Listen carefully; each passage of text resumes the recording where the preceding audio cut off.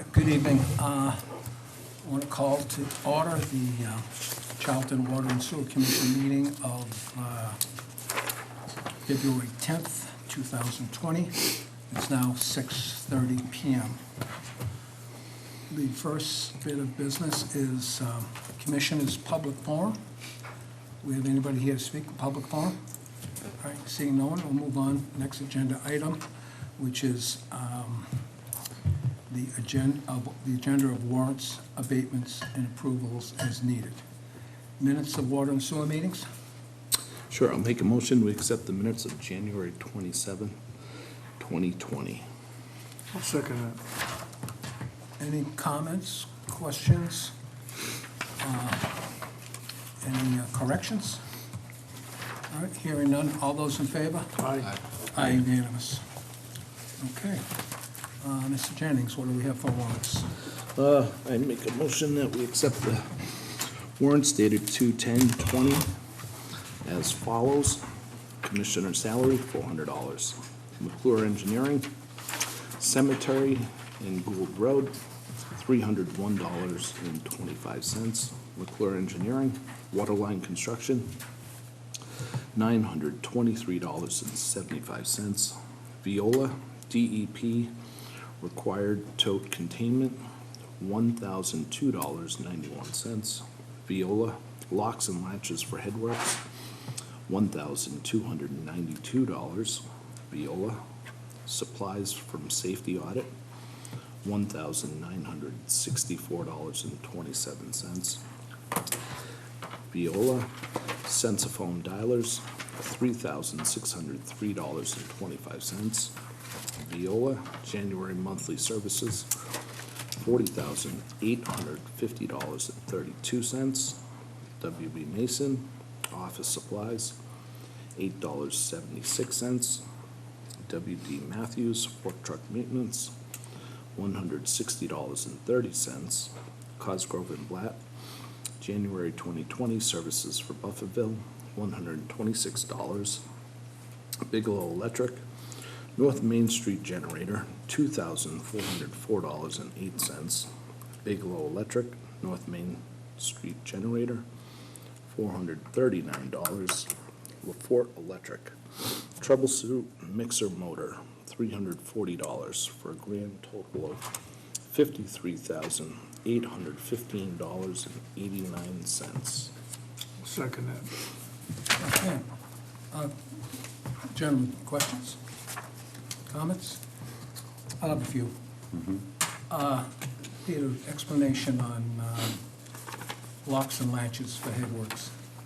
The headworks building the door lock wouldn't work, so they had to replace the whole latch mechanism. We called Worcester Key and Lock, I believe, from Auburn. They came out and they had to, we wanted it keyed the same so it wouldn't require an additional key as the main building. So they did 2 locks on that building because neither lock was working. So the end result is they changed 2 door locks, keyed the same. Correct. Okay, was there anything I structural believe there was wrong some with other those? hardware they had to install as I well. mean, $1,200, they must have done something. Yes. I don't remember Are off they the top of my head. panic bars, Peter? Or No. They just doorknobs? No, they're doorknobs, but they're, again, with the safety keys, they do not duplicate keys. So, A lot of money. I don't know. You were in the Yeah, business. I was What do in you the think? business. That's a lot of money for 2 locks. again, it was 2 or 3 visits. It wasn't just one, it wasn't come in and just change a couple screws and change out the key set. It was a little bit more in depth than that. I don't remember exactly what Zach Okay. said. Again, we weren't there, but Yeah. again, so you're in agreement with this? Yes, to get it fixed the way it is, so Yeah, I it's- mean, so they're ultimately, keyed the same locks. and everything works, yes, Okay. unfortunately. Okay. And that all, I believe that's also to fix the key, the door on the water pump station on Route 20 as well. We couldn't find a key for that, so we couldn't gain access to that, so they fixed that for us as well, I believe. Now we have a key for the pump station on Route 20, The one across from Dad's? yes. Okay.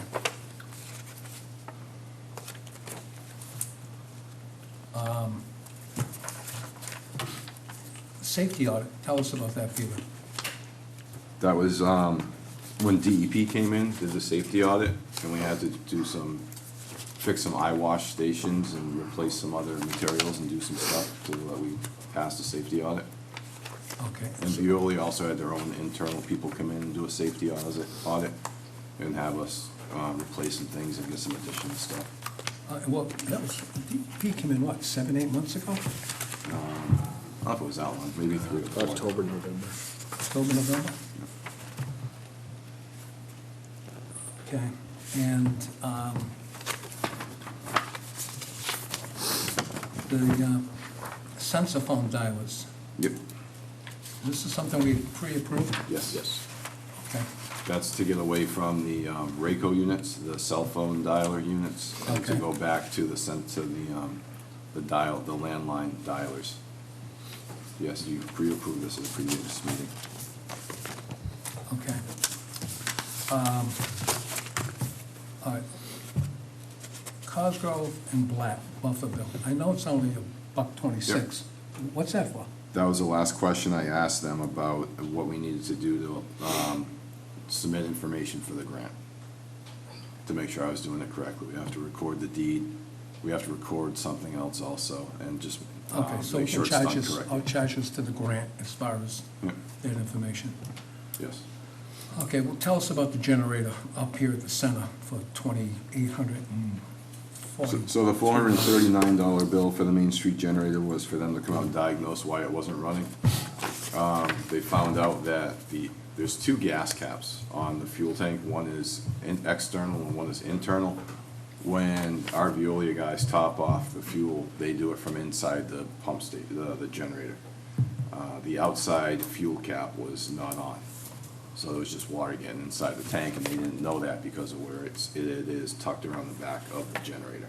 Okay, So there was no idea of how long it was off, but there was water in the fuel, which caused it to set the water in the fuel sensor off, and Bigelow gave us a price of $1,000 to come out, drain the fuel, clean everything out, change the filters, refuel the generator, and get it running again.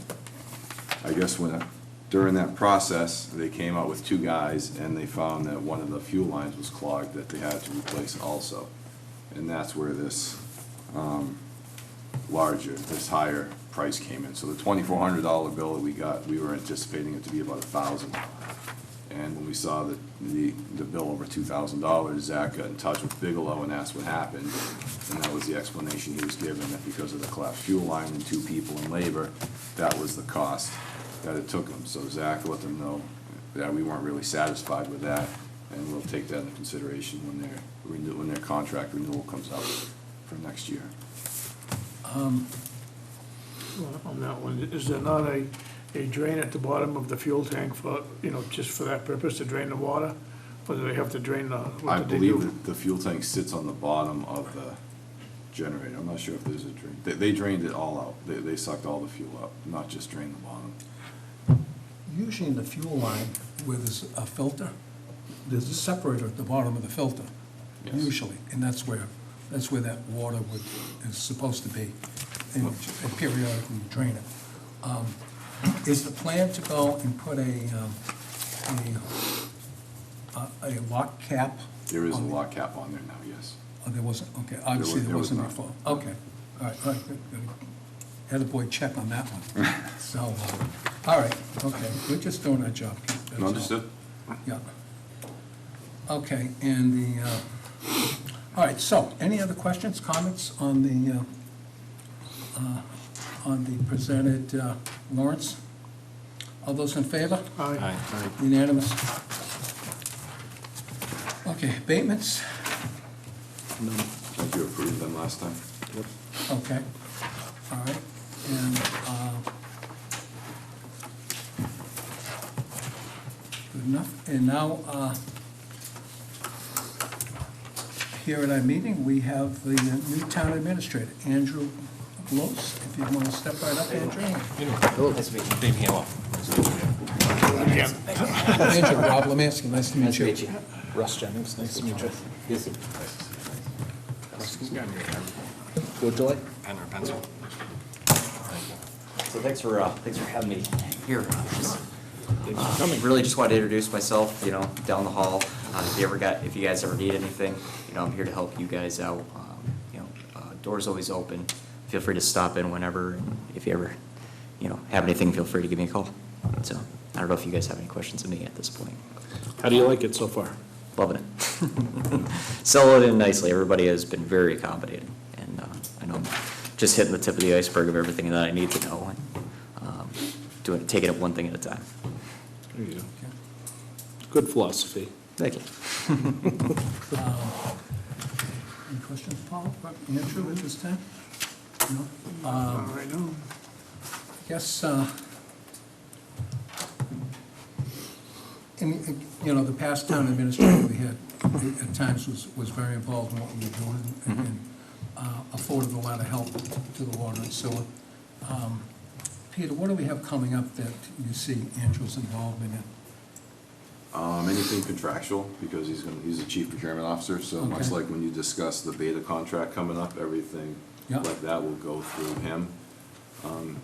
Agreements will be interesting because you're an autonomous board, but I think the more buy-in we get from other departments, the better it is for all of us, so just to keep him in the loop of what you have Okay. going on moving Right. forward.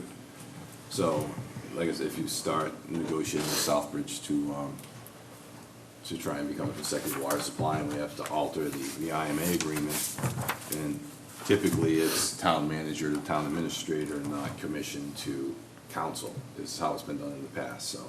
Yeah, I think we have quite a few things that we can, again, keep him involved in and use his expertise and assistance, whether it be, moving forward with the DEP and the Buffalo Public Water Supply. I think we just lay everything we have on the table and see where his expertise fits and kind of allow him to help us with that.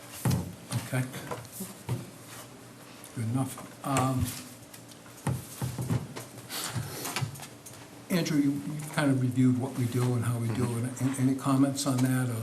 No, I mean, it's really just going to be kind of finding my fit with you guys and see how I can best, help you. I know it's definitely, the independent board, and you guys set the tone for the water and sewer, and, you guys are going in the direction of, establishing the, internal water source, which is great, and looking forward to helping you guys, get to where you want to be and being pretty much independent.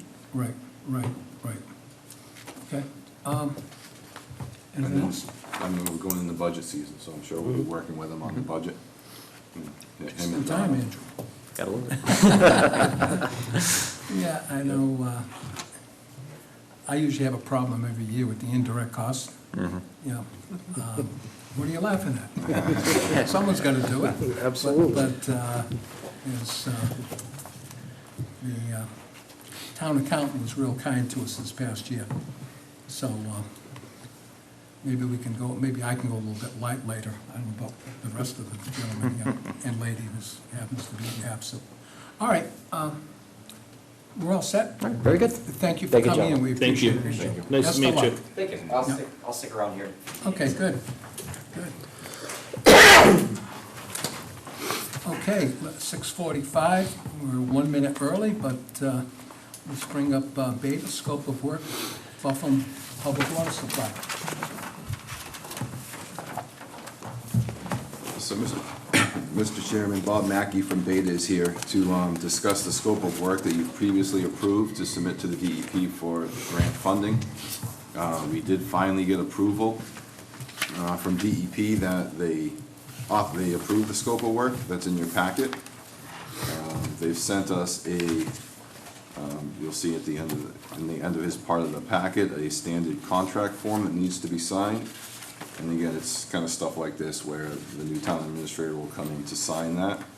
And there's also a new contract with Beta for Beta to do the work that was outlined in our scope of work that we've sent to the DEP. So I have submitted this information to Mr. Golis last week for his review. I believe everything is in order. It's just, again, Mr. Mackey's here to talk about what we plan on doing coming up. Unfortunately, because of the time frame it took for DEP to approve this, This is for FY '20, which ends June 30th, so we're kind of in a short window here. Just under 5 months to get all this work done. So, the biggest component of the scope that you approved is to actually start the site engineering of the Phillips property. Again, as we discussed previously, the elevation of the property where we found the potential wells is approximately 40 feet above the flood inundation level of the Army Corps dam. So what we're proposing is that we cut 20 feet off of that knoll, which would save us drilling costs and also give us gravel and stuff like that, supplies to build the roadway out to Gale Road from that area. So again, I know if some of you have questions for Bob, Bob's here to kind of talk about the scope of work, talk about the agreement that he's presented, and also answer any questions that you guys have. Okay. Bob, why don't you go ahead with, if you have a presentation for us? If not, then you want to get right to No formal presentation, just good the evening. meat and potatoes? I'm sorry? You want to get right to the meat and potatoes? Sure. Yeah, I think Peter outlined it perfectly. It's really a continuation of the grant program that DEP's been affording the commission over the years. There's another $200,000 of that that's been offered to the town, or to the commission, I should say. And we work with Peter to try to figure out what's the best way to spend that money.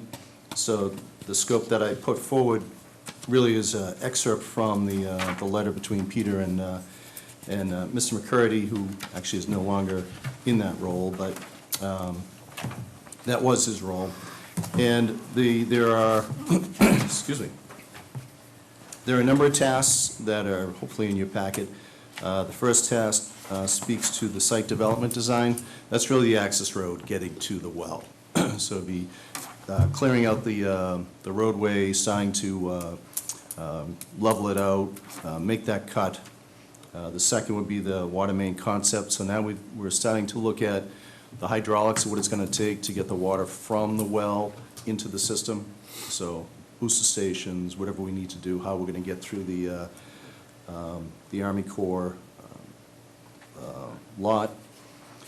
And That's then the important item in task 2 is to show the possible route to get from the Blufftonville site up to our current infrastructure and where we need to go through Army Corps property so that we can get them to agree and allow us to have that access on their property to get out to Oxford Road. right, because the tricky part is getting by the dam. And we've had preliminary discussions with them, so they know it's coming. The third task is really to have the well driller go back out and continue his process of dealing with DEP, testing, and continuing the new source approval process. The fourth task is the wetland and habitat survey, so we have to take a look and make sure we're not affecting anything habitat related.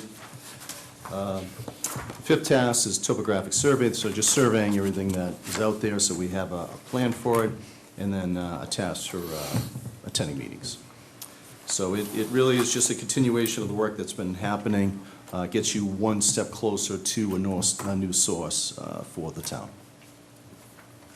Any questions? Bob, in your proposed agreement, you left out task 6, which is the actual building of the roadway, correct? Because that will have to. Yes, that money's still in there, but it's not in our agreement, because that would be bid, I'm assuming, and go through that process, so that money's left for that. Part of your site design, part of task 1, will that be to provide us with bid documents to actually go out to bid with once it's through? Correct. So task 1 also takes us through planning board, correct? Correct. The site plan? That's right. Okay. Is there a reason, Pete, that you want to take off 20 feet of gravel and not 30 feet? We don't want to be looked at as being too greedy and maybe decimating too much property. Okay. 20 feet, I think, still keeps us above the flood inundation zone. Until we have a true topographical survey, we really don't know what the Okay. elevation is. That's right. But we do know that taking 20 feet off at this time will still leave us enough of a buffer.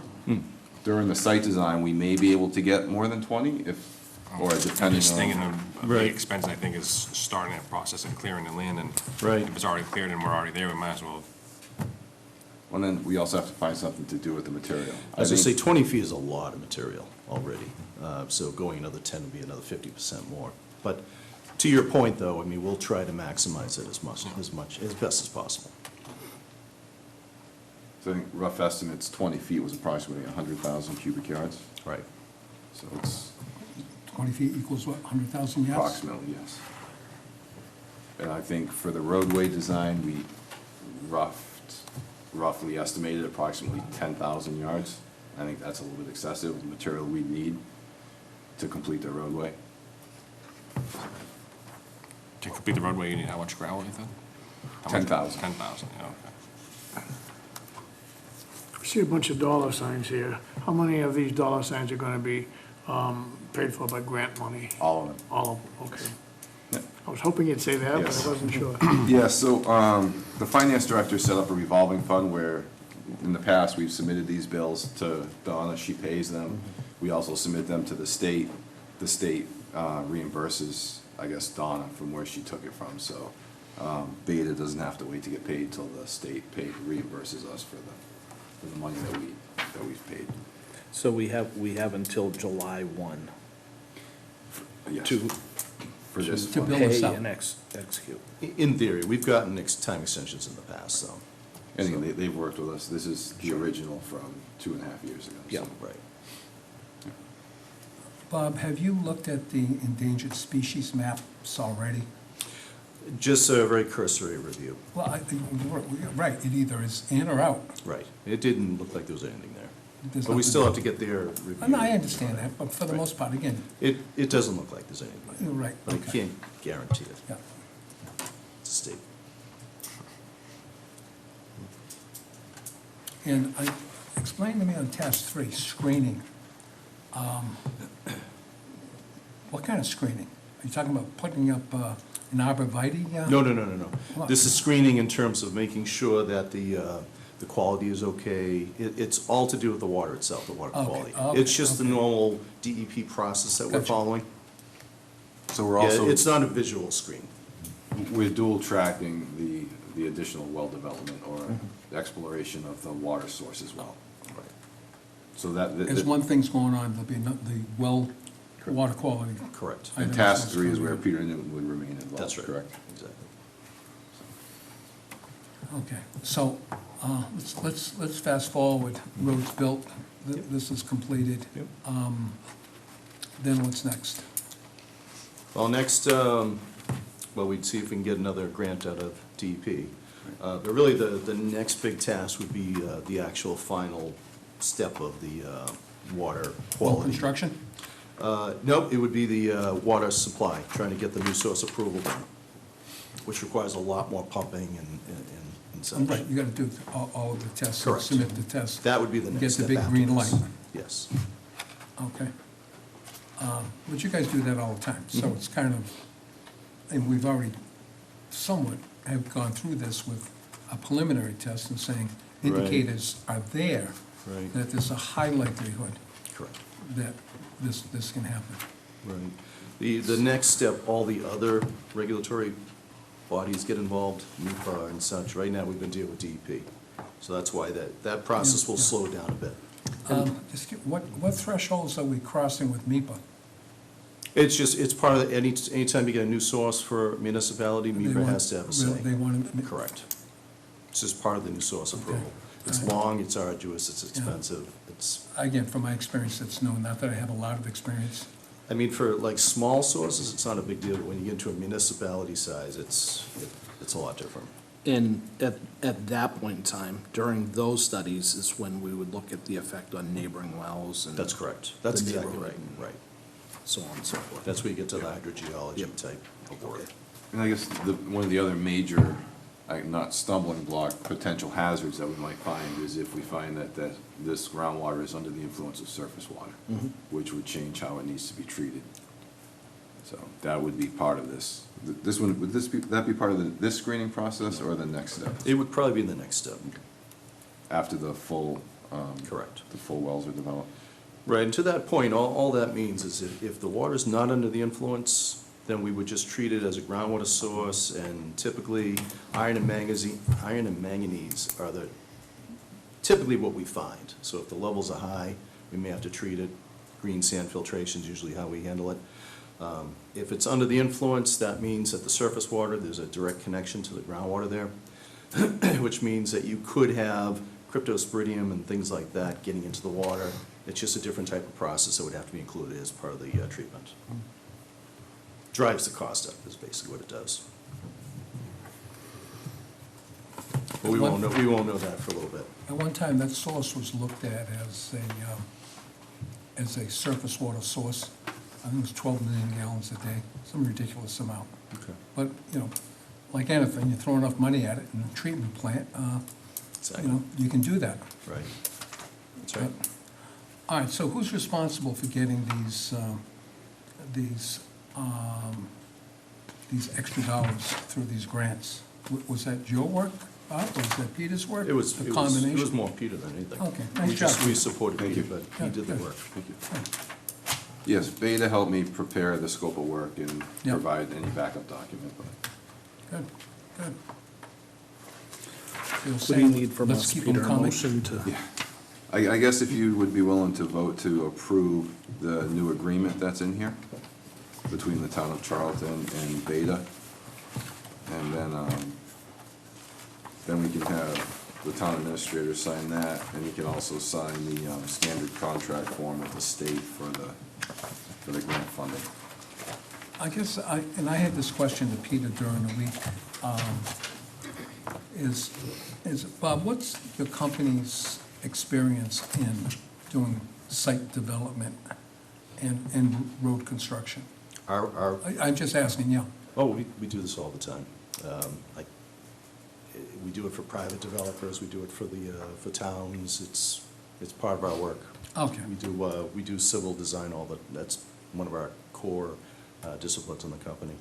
I wouldn't be doing it, it's not my No, forte. right, no. But the company, we have civil engineers that would do that. Okay, You've presented to the planning board, Charlton Planning Board previously, correct? We have, right. Some different, I don't know if there were solar Right. developments or some other site plan stuff, so. no, The point is you wouldn't be subbing it out to a different No, engineering that company would to all do be the done civil internally. work. Right. The only sub work is Peter's work. and because this is engineering, we're exempt from putting this out to bid? Yes, Yeah. Okay, if we wanted to put it out to bid, we could. correct. Okay, If but you it- wanted me to get additional prices, Right. you could tell me to do that, but Yeah, with Beta's institutional knowledge, because they've been involved in this project for the last 2.5 to 3 years, I think things have been going fairly well and moving forward, so. and they don't want to ruin a good thing. Correct. All right, so Peter, we trust, these are all reasonable prices here. I think so. And Bob, I'm sorry, Bob. Yes. Okay. Gentlemen, any questions? Russ, you built a few roads. no, everything looks in order. really, so. Okay, I'll make a motion that we approve the contract between Town of Charlton and Beta as printed. I second. okay, we've got a motion and a second. Any further discussion? You would just put the fee in there in the motion or not? For the fee not to exceed the $126,500? Right. Sure. Amended as such. Okay. Accept that amendment? Second as such, yeah. Okay. And any other comments or information? Okay, nice going, Paul. All those in favor? Aye. Aye, unanimous. Great. Okay. Thanks for coming up, Bob. Thank you. Appreciate Get it. 'em. Thank you. I guess we'll be in touch. Bob, did you meet Andrew? The clock's ticking. Tick-tock, let's go. Bob, you done? Yeah, Bob, you done yet? July's coming. Okay. All right. Good enough. So we're all set with the Buffalo Bill Public Water? Yes. Okay, that's good. I know it's only 7 o'clock. I see Mr. Pucci in the audience. Bill, can you come forward?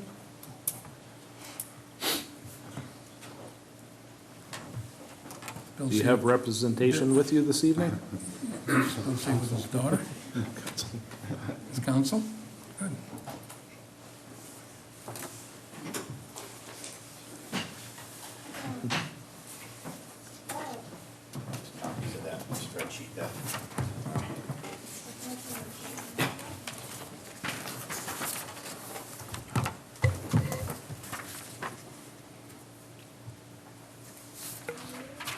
what we saw last. I think this is the last same meeting. information that was presented at your last meeting. yes. Okay. Okay. All right, Bill, the floor is yours, go ahead.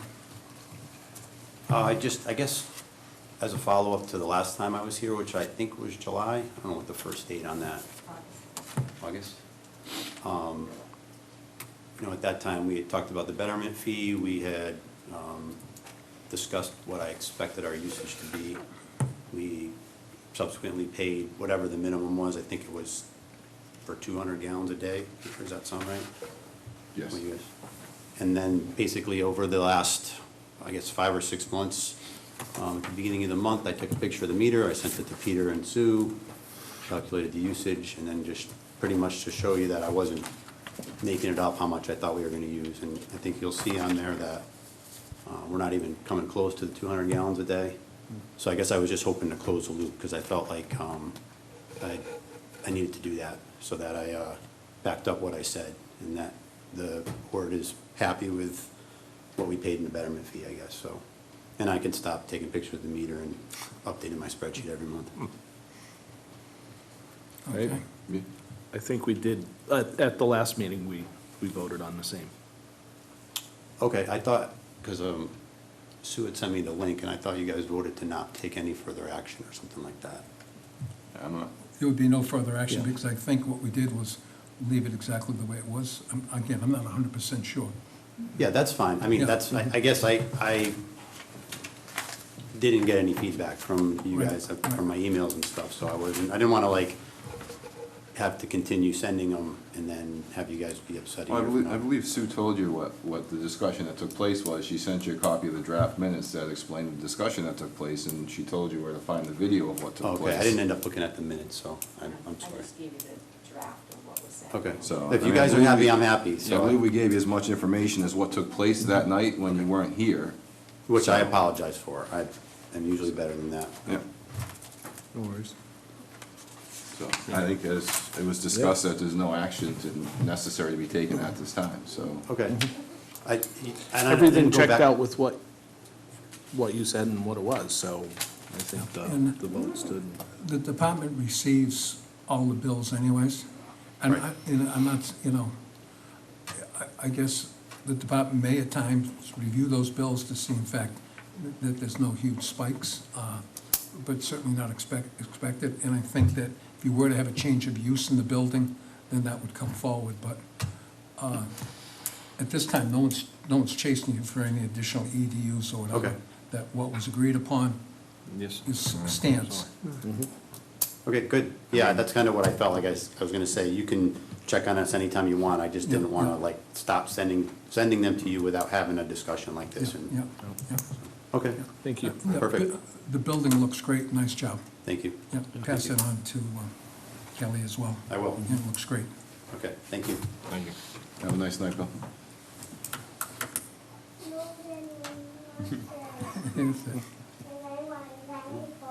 You can stay. Okay, so we can check off the 7:05 meeting. 7:10, we've got Matt Abraham's water rate study, which, was that in a packet? Yeah, I read it. Must have been in the, I must have opened the wrong email. Yep, all right, we got copies of it, Peter? Right in here, Yes, sir. It's only a couple pages. couple pages, That's it. couple pages. Yes. Short and sweet. Hi, I don't know, would you mind introducing yourself, please? Sure. Matt Abrahams from the Abrahams Group. Okay, very good. So I guess approximately, maybe 10 months ago? It was 16 months ago. I just 16 left, months yeah. ago? We went out and got some proposals to do a water rate study to try and identify if it'd be cost effective for us to operate the Charlton water infrastructure from the Route 169 pump station into the remainder of our town. At that time, we hired the Abrahams Group, and we've taken some small steps sporadically, I guess, spread out over the last 16 months, working with the town of Southbridge to try and identify, if we were to go consecutive, what type of cost savings they would have. so that we could try and negotiate a lower price for the water so that we could afford to to go consecutive. We know that at their base rate of $3.30 per 100 cubic feet, we cannot afford to operate the system and not forget about being profitable, but even break even. So, in working with Matt, we went and met with Heather Blakely and Steve Gregoire in Southbridge and talked about their operations and their cost to operate. And we've kind of found what type of profit Southbridge makes operating our system with their expenses. And from there, we backed into a water rate that would make them approximately 5 to 10% more. So they actually make more money not operating the system, just billing us for wholesale water. And with that lower rate, we could actually afford to operate our own system, fund our budget, and just take over operations of that water system.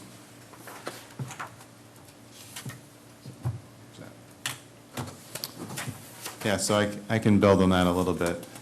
So even though what Pete just said is basically the whole picture. But about 16 months ago when we worked on this, we were simply just trying to get a sense of whether it was financially viable for Charlton to operate the system.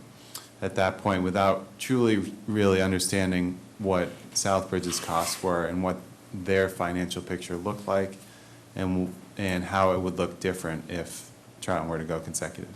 So since then, as Pete mentioned, we've spent time working with the town of Southbridge, with Heather and with Steve mainly, to try and understand those things. And we've put together a few analyses, and we've had them review. We've gone back and forth a few times, and then finally we got comfortable with how their expenses would change, how their revenues would change, so the entire financial picture. And then, as Pete mentioned, we started looking at a rate to see how their financial picture would look with that rate, and then a lower rate to see what it would look like then. And we realized that when we looked at both rates, actually, and we'll talk about that in a second when we quickly go through the report, both rates, they actually projected to be more profitable than they are today operating the system. So once we realized that, we took another look at the overall financial picture for Charlton and what it would look like operating the system using that lower rate. And we see that it is financially viable with the lower rate. And that's part of what's presented in the report for you. So in the report, I'll just quickly go through it. It's only 2 pages. It just highlights what we consider to be the most important things of what we looked at. But if we look at the first table, that's our analysis of what Southbridge's current profit is, or really what are their revenues today operating the system, and what are their expenditures today operating the system, and the difference between the two. And when we say that, we isolated just the Charlton piece of that equation. Obviously, operating their system is more than just that. But this is just the Charlton piece of their operations. And you can see there that we target calculated a number of $117,000 as their profit using FY19 numbers. And if Charlton were to become consecutive, we then analyzed what revenue they would receive from Charlton, from the town of Charlton, for the wholesale water, as Pete just mentioned, at the $3.30 rate, which is their lowest tiered rate in FY19. They wouldn't have any expenses, so we calculated the revenue to be $157,000, which is about $40,000 more than they currently have as profit operating the system. We then looked at a lower rate, the $2.50 rate, and see that even with that lower rate, they're still more profitable than they are operating the system. So once we were comfortable with that $2.50 rate, that's the rate we actually used to look at the financial viability of Charlton operating the system. And you can see the results of that on the second page when we're actually looking at revenues compared to expenditures. So these are the revenues and expenditures of the water fund, including the operation of the Charlton system. And it includes the expenses that paying for the water that Charlton would charge. It also includes additional expenditures that would be taken on with operating the system. There's some electrical costs at the pump stations that we included. There are some other small things like tank inspections that Southbridge is currently doing that we included, as well as what it would take to actually operate the system, hiring somebody to do that. And as you can see here, this is with the lower rate. This is with the $2.50 rate that we showed on the prior page. All 4 years analyzed, FY21 through FY24, are in surplus. And this would be fully supporting the water budget as is without any changes. Matt, this FY21 actually includes the build of the school loop and the overlook connections, correct? So just to get comfortable with the timing of that, here's what we have in our analysis.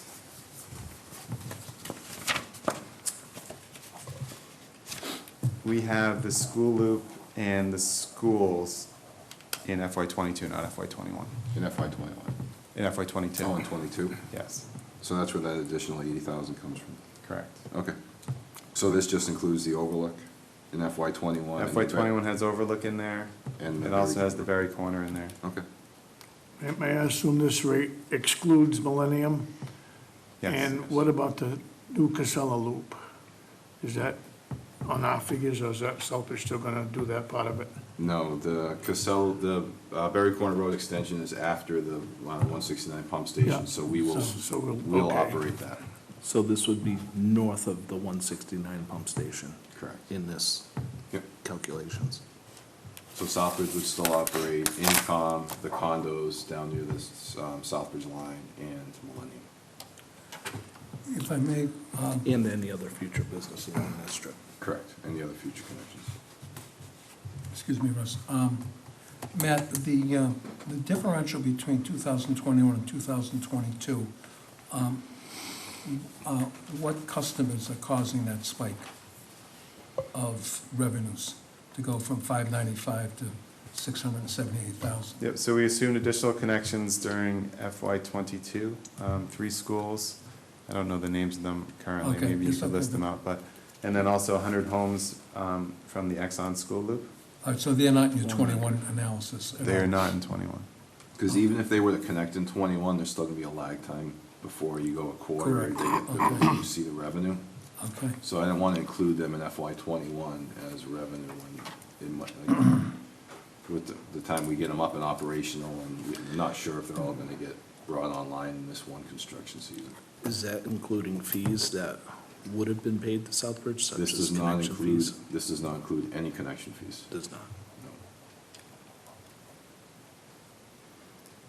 No. How much personnel is added in this, in your? We carried $90,000 for one person from an outside contractor to come in and operate the system.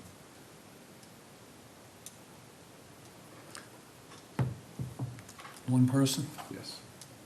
and that includes taxes, insurance, all that stuff? Will or be an outside contractor. So So we they would just- have to figure it out. Yep. And, So my anticipation is right now with Veolia, you have, for sewer, you're in your first 1-year extension, and you have one more 1-year extension to go with the operations of the sewer plant. I called the Inspector General's office to see if we could amend that contract to include the operation of the water system if we were to go consecutive, and they said no, because it was a completely different scope. So I did check on that, and that's not possible. What I think we could do was, it would be if we do go consecutive, is we go out to bid for a 1.5 years of operations of the water system to coincide with the termination of your sewer contract, and then you put both of those out to bid for the start of, I guess that'd be December of 2022. And have one bid, and that's where I think if you'll have 3 people for the sewer, and you'll have 1 person for water, and a couple will be certified in both, so they can kind of cover. And then someone like Veolia, who also operates both in Sturbridge and operates sewer in Southbridge, can draw from other places to operate the system, so, If this went out for bid, would Veolia be exempt from bidding? no.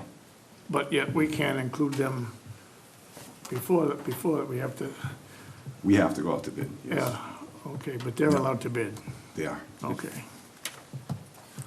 And what's this section in here about, for the first, whether it's 8 or 12 months, the sewer side of the department covering the expenses of water?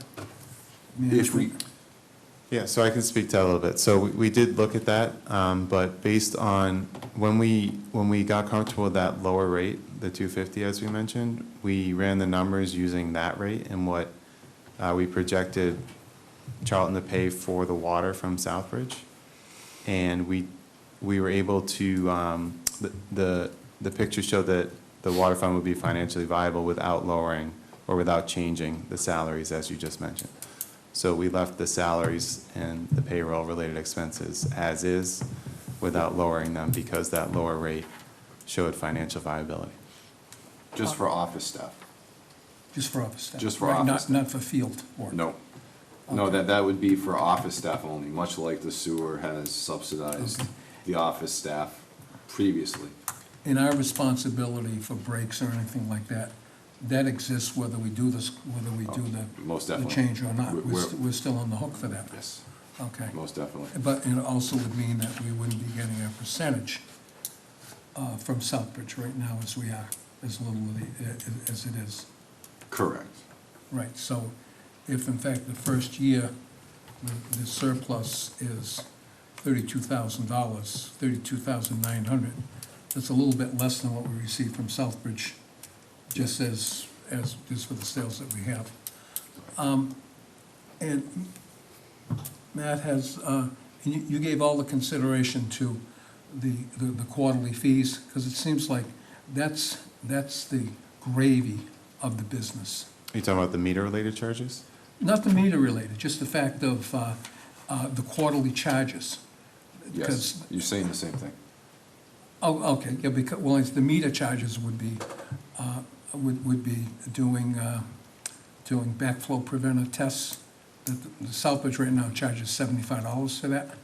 No. Yeah. When Matt says meter charges, he means a 3/4-inch Right. meter is $63 a quarter, which Exactly. you say is the base charge. So Correct. you're saying the same thing, just Okay, differently. Okay, Yes, that's it. The meter charges, as I'm calling them, the quarterly base are included in the numbers. okay, because that's really the sweet spot of all this. Yes. It's not really yeah, you're selling the water, but the thing is those quarterly fees, those are the ones that add up, and also are consistent from quarter to quarter. Because even if you use no Regardless of water, flow, yeah. you still have to pay that fee. So I guess the other thing to point out is that the revenue for Charlton is based on Southbridge's current water rates. Yes. So that Charlton's users would not notice any difference in their water bill except for to send a check. The price would be exactly the same. Okay, just bear with me for a second, it is positive financially for Southbridge to allow this to happen? That was part of what we looked at, and Oh, yes. correct, so in your paperwork here, how much of a gain is it for Southbridge to shed this responsibility? Well, it ultimately depends what they end up charging Charlton, but based on two rates that we looked at, Yeah, we have that in the bottom table on page 1 of the report. yeah, And we calculated, this is based on FY19 numbers. Right. We decided that was gonna be the fiscal year we're gonna focus on. Using the rate of $3.30, that's, we're showing a profit for them of about $157,000. That's a yearly number. so they would actually make more money if Charlton became a consecutive That's, water operator. that's what we looked at, and that's what we ultimately end up seeing, yes. Again, no matter what we do, what we say, this has got to get approved by the council. Correct. So if I was to put my council shoes on, I'd be saying is, why do we want to do this? And I'm sure the DPW over there would be saying is, look, we'll be shedding that enormous, not horrendous, enormous responsibility of being a 24-hour tenders of the water system, and we're gonna end up getting paid more money. So I would think that would help the councilman to vote for this in the positive manner for this to happen. Yes. And then on our side of the fence, someone is saying is, some of the naysayers would be saying, why do you want to take on this responsibility? This is a huge responsibility. And again, you know, the old saying, if you strike gold, well, same thing when you're drilling for water. If we did find our own supply, and that's analysis that really hasn't been done yet, Peter, is if we did, for instance, if we did have a supply and we had enough of supply to take Southbridge right out, then we would have to look at operating that supply. And that's a whole other new analysis, because with that operation, you've got, first of all, the cost of putting that in play, and that can be in the tens of millions of dollars. And also the cost of operating that as far as treatment and things like that, and alike. So, because right now, from a wholesale point of view, at the 250, we would be purchasing, what would that purchase be, Matt, in the first year that we would be paying to Southbridge? Under the rate of $2.50? Yes, Well, based on FY19 numbers, so that's based on actual flow in FY19? yeah, The cost is that $120,000. 122.90. Okay, $120,290 is what we calculated. right, as far as the cost of the water. Correct. Okay, and so the thing is whether you get it from Southbridge or whether you get it out of a well, because getting the water out of the well, even though you own the well, doesn't mean there's no cost to it. Right. So and easily, it would cost the $120,000 to get that amount of water out. Just, again, having people do it, the electrical cost, and also the cost of putting it online. And in this agreement, which would take place of the current intermunicipal agreement we have, Southbridge would be responsible, the Southbridge Water, either water company or Whitewater would be responsible delivering water to our pump station that was of a certain level of quality. That's been the preliminary discussions, yes.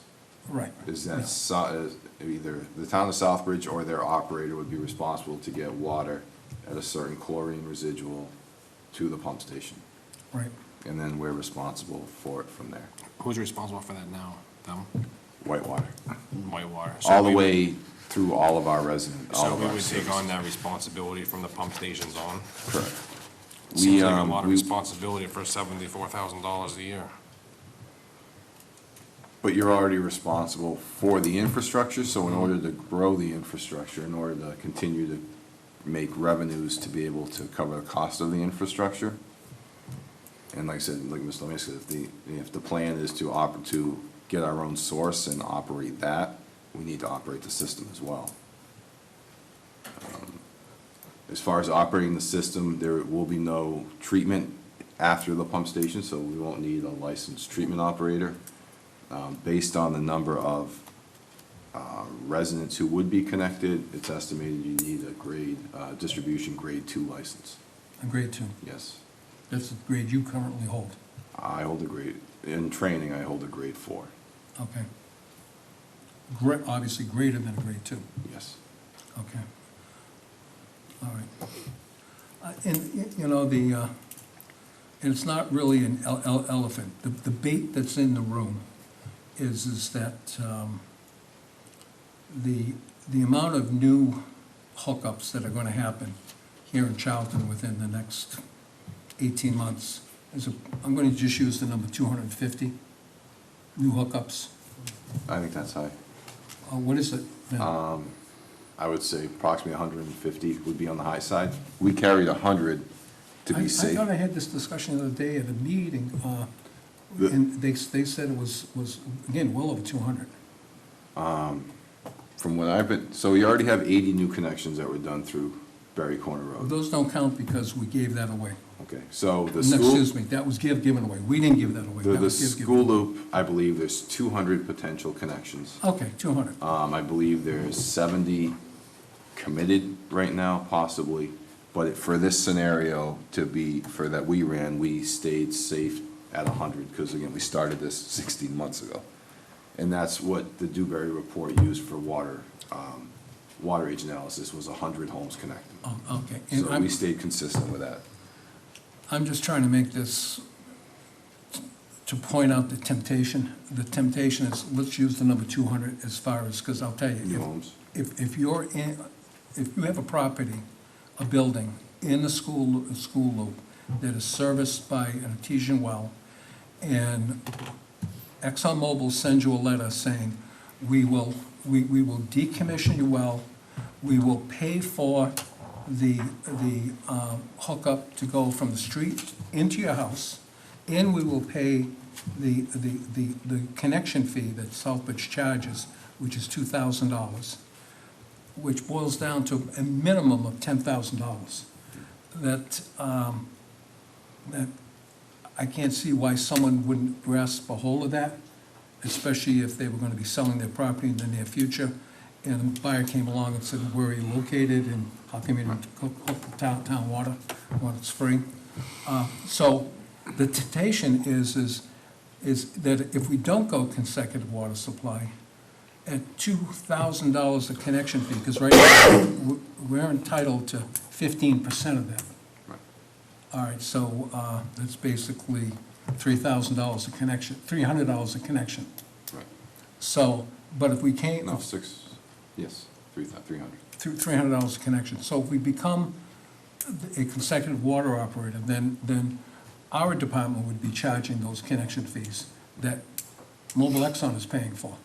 So at 200 connections, that's $500,000 that we're passing up on. And, that's a temptation. But when you think about the magnitude of, this is what you're responsible for. You're responsible, it's 24/7. It doesn't stop, that you have got to deliver water to those customers, and it's got to be potable water that meets the state standard, period, all the time. So it's, it can be huge. Now, if we had 1,500 or 1,800 customers, then maybe it's a different story. I don't know. I think we got to look hard at this. And Matt, again, this is the information that we need in order to make these decisions as far as going forward. Well, I think it's one component of the information you need, right? I think this tells you that it can be financially viable for you to operate the system. The next is for you to say, okay, besides the financial component of it, are all the other responsibilities worth it for you to take on that, say, risk, or to move in that direction, so. Now, with your studies of late, what can go wrong? A lot. But, And at any time, and it always happens on a holiday weekend. well, That's when, it always happens. that's life, You know? yes. Yeah, yeah. That's life. But, again, I think it's part of streamlining the process for the residents. So if there is a water issue, that it stays in our town. If there's a new connection, it stays in our town. People don't have to come and get one permit from us, one permit from Southbridge. And again, there is the additional revenue that would come from the connection fees. And it also seems like the commission has always wanted to operate its own system and find its own source. So you can't, if you want to operate your own source, you need to have a system to put it in. So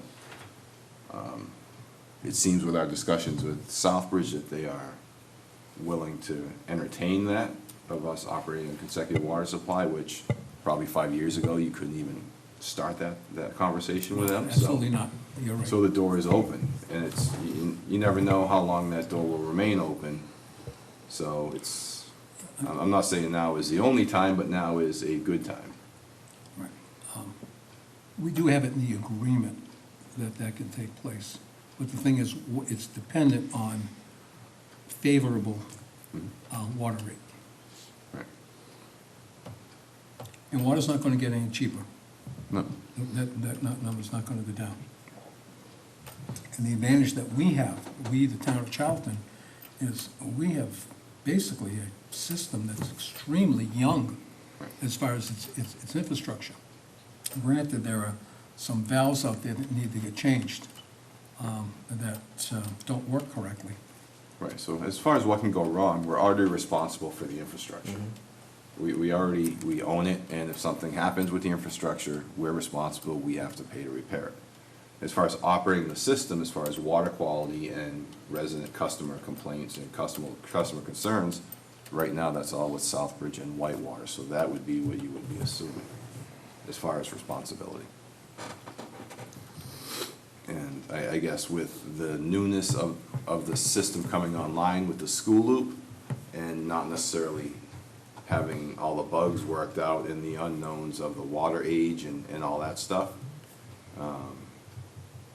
depending who's operating the system for us, there could be some trials there, but it's nothing that Whitewater's not gonna face either. So I think as long as we get the right person to come in and operate, it really shouldn't be. Well, potentially Whitewater could bid on It could that be, yes, operator, most definitely. right? Pete, tell me, is there a lot that can go wrong with the water quality between the pump station and our customers? You know, Whitewater, Salve is responsible for getting us, you know, good water to So our pump about the station. only- Is there a lot that can go wrong between the pump station? Because I think that's my biggest concern would be the water The quality. biggest thing is water age, and how because it's such a long distance from their source to our, say, final customers out on the school loop, that water age, so the way they treat with chloramines, there's a byproduct, I think it's trihale and methane, that if the water stays in the pipe for too long, this byproduct forms. And that is what we have to, that's what Southbridge does now, or Whitewater, they currently go and take measurements at specific points. They check for chlorine residual to make sure, they like to see it, I think, at above 0.1. And they also check for trihale and methanes to make sure that that byproduct's not forming. And if the chlorine residual gets too low, they open up what's called a blow-off, where they just kind of open a hydrant, a steady stream, and they let that water just go out into drainage. So that way there the water's flowing and you're not having that stagnation issue. And as our agreement reads, we, the town of Charlton, are responsible for the water cost of those blow-offs. So right now, the water line's somewhat dead ends at the town hall. So you'll see the hydrant right out here next to the town hall with that little spout or meter coming off of the hydrant. And it goes to like a fire hose that just runs down into the wetlands behind the parking lot. So it's usually, it's very weather dependent. So in the summertime, when the ground is warmer, the groundwater's warmer, so it kind of forms, the byproducts form quicker and you lose your chlorine residual more. This time of year, it's really not an issue. Or come the end of August, beginning of September, is when they really watch for it. But again, with all the engineering and modeling that's been done with the school loop, and with the overlook being the final customer at 35,000 gallons per day, in theory, we shouldn't have that issue. Because they're gonna be drawing all that water through that single straw, the single bendy straw, all the way to them. What was the other town that you spoke with that was consecutive? Is it Paxton or Leicester? I know Cherry Valley's having a big issue with their water. From Worcester? From Leicester, From Leicester? yeah. If I may, doesn't Cherry Valley, or doesn't Leicester have like 3 or 4 different Yeah. water companies there? I think they have they have a small well of their own, they get some from Worcester, and then Yeah. they share with somebody else as well.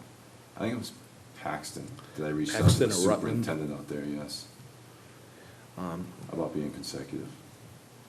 That was a while ago too now. Yeah. But again, he didn't really have any major glaring concerns to say don't do it, by any means. Right, but, Matt, looking at these numbers as far as projected surplus, of year 2022 is the peak, and then it starts going down. I guess the old saying is, where's our pie in the sky for doing this? Or is there any pie in the sky, other than being able to say, I'm gonna determine, who can hook up and who can't hook up, versus having that problem. It's not a problem, though, that we've had with Southbridge. Southbridge hasn't been, at least from what I've seen, any type of a negative as far as new customers coming on. Not at all. No, they're rather Why fine. would they be? You got Treehouse coming on at 12, 15,000 gallons, fine, bring them on. So, because that was one of our fears, that we would have an outside factor determining especially our industrial growth. If an industry wanted to come in and they needed 20 or 30,000 gallons of water, and we've got someone in another town saying, nah, I don't think so. But, because that's why our contract goes up to 500,000 gallons right now. So and we're averaging, 130, and it's gonna go to 180, 200,000, once everyone gets turned on. We're like 110, and it'll probably Right, go up so to we about can- just right, over 200. Right, so we've got a ways to go before having that crunch happen, as far as them saying, no, you got enough water, you can't have it.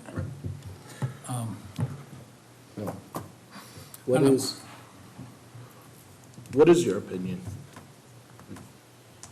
Well, it seems in general that there's been a movement or a wish to head in this direction. So we wanted to provide this board with information that you can use to make whatever decision you think is best. But considering we've run numbers now twice that are showing financial viability, if it is in the interest of this board to move ahead, then you have the data you need to do that. Well, I'm really asking you what you think overall. I mean, you did the study and you know all the numbers better than anybody. You put it together, so if you were sitting in our chairs, what would you think? Is it a smart decision to move forward on our own, or keep things the way they are? Okay, from a financial perspective, I think it's definitely a smart decision to move forward.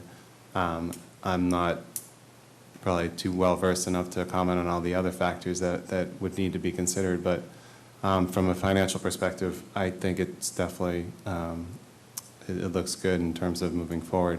When there was a question a moment ago about the surpluses and how they're decreasing in what we've shown here.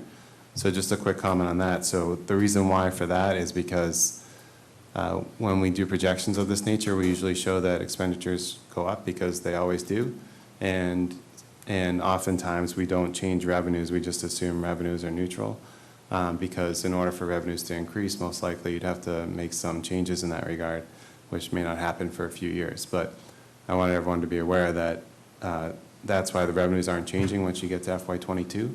But if you were to operate the system, you definitely have the ability to change rates and therefore increase revenues. But there's also the possibility that that would change on the other end, that Southbridge would do the same. So in terms of why the surpluses are going down, that's the main reason. The expenditures are going up and the revenues are not. Matt, the report that you've given us, these 2 pages, can you supply us with the backup of how you ran the numbers, which include the number of quarters that, in the amount of people who are gonna have to pay those, how that affects it, and then also the water rates?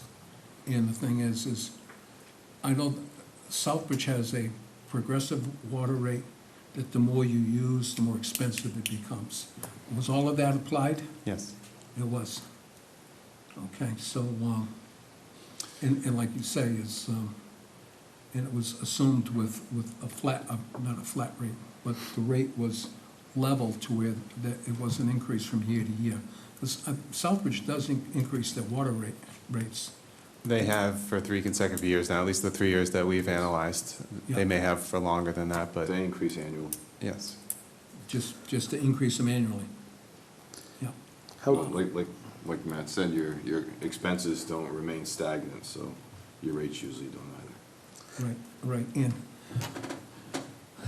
just a comment, I know if in fact there's an incident, I'm thinking of the repair on 169. Of course, it was on a Sunday, that's when the water leak happened. And, what was that, 15, 20 grand? That's more than that. It's still gonna be ours to burden. Right, so I'm just saying is, when we have an incident, and an incident cost, an average incident costs 15 grand, we got a 52,000 profit, that can get chewed up pretty quick if you have a few incidents. So, again, that's part of the decision-making of determining the risks Yep. of what's the gain, what's the risk, and where we're gonna go there. And also, like I said, the temptation is, yeah, but you're gonna have a $500,000 bank here that you're gonna, be able to collect from when these 200 homes make their connection within the next 18 to 24 months. And that really doesn't cost anything. Those are monies that would go in the reserves.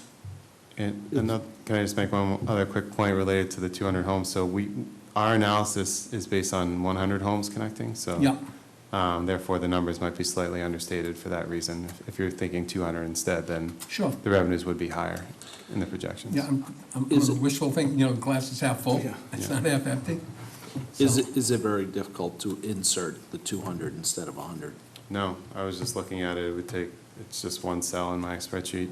Okay. Yeah. So we currently are projecting annually, without rate changes, about $56,000 in billings related to those 100 connections. That's not connection fee related, that's just based on water Yeah, usage yeah. and, Yep. and the quarterly base. Quarterly fees, So yeah. you would just double that to get to 200, so Oh, that goes from that's an 56 to. additional 56,000. Exactly, yes. Can I just, Yep, go ahead. right on that, Yep. is Peter, would you work with Matt as far as verifying what the end number is gonna be within the next 18 to 24 months? Is it 100? Is it 150? Is it 200? And then have Matt put that number in as a hard number, okay, into the report? We already have it, right, but we don't know for sure what the number of hookups. You're not gonna know until they do. Well, I can't imagine someone not hooking up. You know people aren't going to. Well, I think it's You more, can't imagine it, but I think it's important to stay conservative, which is why we stayed with Absolutely. 100. And that way there, if we can make it work with 100, we know it'll be more. So Yeah. so it's $60. I think the base rate for a household meter is like $63 a quarter. a quarter. So if there's 100 more homes connected, so instead of 100, it would be 200. So that'd be 6,000. 6,300. That'd be 6,300 a quarter. So you're looking times 4, you're looking at an additional $28,000 a year in revenue without usage. The usage is somewhat minimal because they're at their base rate, and you have to pay Southbridge for the water they bring in. So you're looking, for the additional 100 homes, you're approximately $30,000 a year. With In very additional little revenue. operational costs to go along with that. Correct. Now, does the operational Is cost that include, somewhat close? Yeah, I think so. I mean, include the employee flushing hydrants and doing all of that mechanical stuff on the system? Or was that $90,000 carried in there just as operating administrative? no, that would be that person operating the system, flushing the hydrants, Yeah. doing the backflow He's the prevention, Maytag repairman. doing all that. It's, I Yeah, think it's a well, lot I more don't- steps than that. Well, but yeah. if that's true, I don't know that, that 90,000 is It might not gonna be enough. sufficient. It might be a little bit low. I tried to. One person at 90,000, if it's 1.5 people, it's, how do you get that 1.5 person? 145, that would, where If- you would need that extra money. If it's Veolia, that's where, again, they come in. Well, And yeah, that- they can afford to do it for 90 because that half person they'll share with sewer, Sure. right? And they'll be able to Yep. do both. If it's them. If RH White comes in, then that half person, they'll have to draw from Southbridge. Well, come and and that- help their guy. And that might work out, It may. it might work out well for them, and they may bid that accordingly. We don't know, but I'd still say that I think the 90 would be, I think A little 90 is light. also the number that Heather carried on what she would save on her RH White, on her whitewater contract, correct? In somewhat I can confirm that for you. in that area, so. I know we only gave you a 2-page report, but there's probably 30 spreadsheets that go Sure. into giving you this Again, 2-page if in fact report. those are available, Peter, They are, but it's hard to digest all of that in a discussion like this because. well, no, but as long as they're available to us, Most definitely. that'd be great. Yeah. I'm not saying that, any of No. us have all the answers, but collectively, we may have some of them. No, Matt's good with the spreadsheets. 91,389 was the number. That was an FY18 number, though. We never got the 19 number from them. So, so it's more than that now. It is more. so, All right, we're not making this decision tonight, no, yeah. I think it just I know comes I'm not down ready to to, make a decision tonight, but. no, I think as far as, I think from what we've tasked Matt and Yep. the Abrahams group to do, I think they've pretty much said it, if we were to decide, if you decide to go consecutive, it's cost feasible, so. Matt, your company is pretty much, you've finished your task. You feel this task is complete? I believe so, but we're willing to help in any way Okay, that all right. that you would okay. like. All right, so it's a little bit open in there if we have some additional questions. Okay, Yeah, I mean, I think that they've pretty much completed the study as Right. proposed. Naturally, we're gonna have more questions along the way, but if we could get those other spreadsheets, Sure. that would be good to. Peter, any point should, because this is gonna end up being a negotiation with financials involved, does this need to go to executive session fairly soon, or can we continue to talk about this in the open? I reached out to the Attorney General's office, and they said that there's nothing here that would warrant you to go into executive session.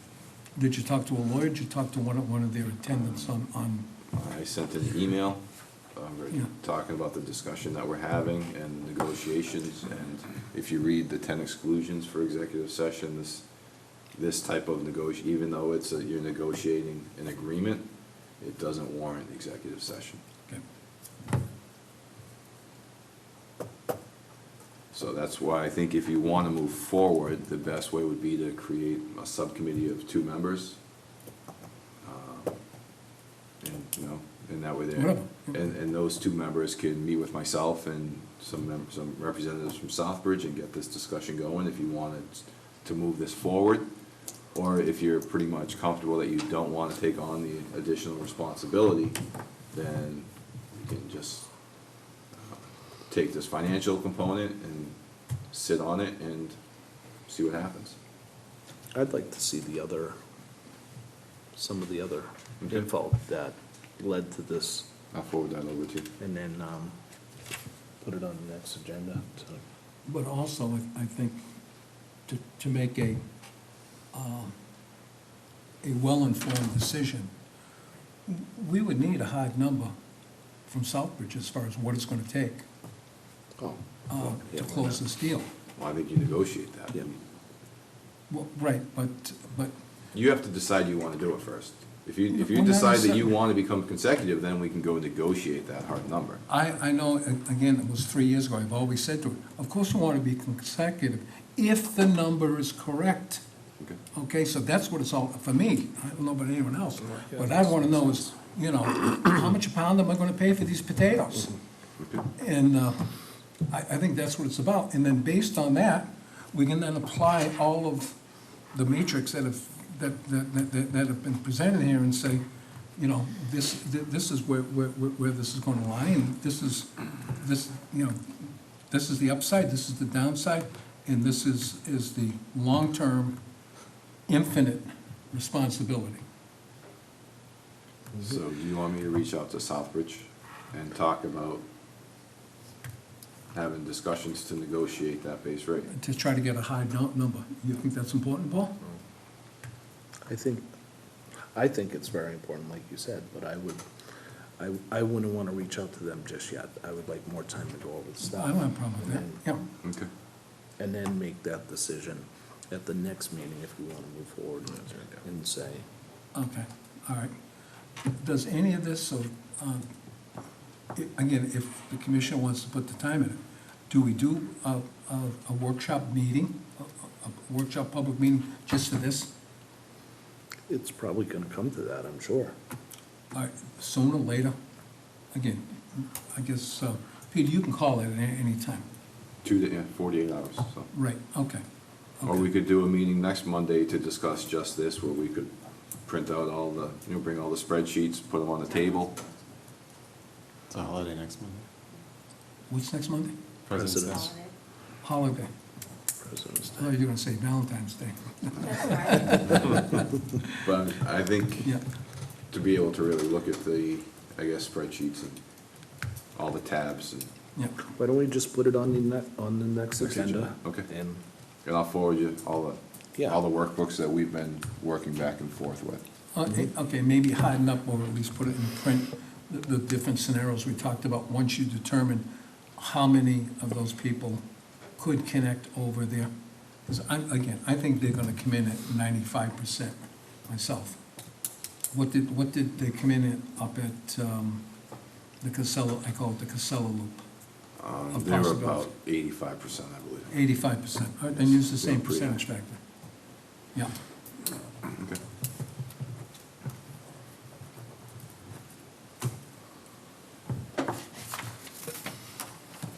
So Matt, could you just run those scenarios at 85% of the 200 to show us what revenue might be? And maybe we should increase that operational cost from 90 up a little bit. What would you Because we were recommend? carrying that from a year and a half. okay, all right, What would maybe, you recommend? 115. 150? Yeah. I guess, yeah. yeah, I mean, we can see how it affects things, and that's fine, 115. McClure's office should have a hard number of how many properties there are Available, And- hooked up. available to hook up and multiply it times 85%. Right, so again, the Dewberry report I know carries 200. Okay. 200 potential residences to connect. so And did that report that'd be include 107. all those little side streets that were added? I believe so, yeah. I'm just asking. Because they did the water age for the entire water line, yes. Okay, okay. Good enough, All right, Yep. good enough. I'm set. thank you, Matt. Thank you very much. Thank you. Yeah, thank you. Good job. Thanks. Okay. Moving right along, under new business, we've got chapter 61A, removal, the Butcher Road, lot 9. Yes, so Mr. Gunter has sold another lot. I believe this is about a 5-acre reduced frontage lot, down at the end of Boucher Road on the right-hand side. He's looking for a chapter 61A release.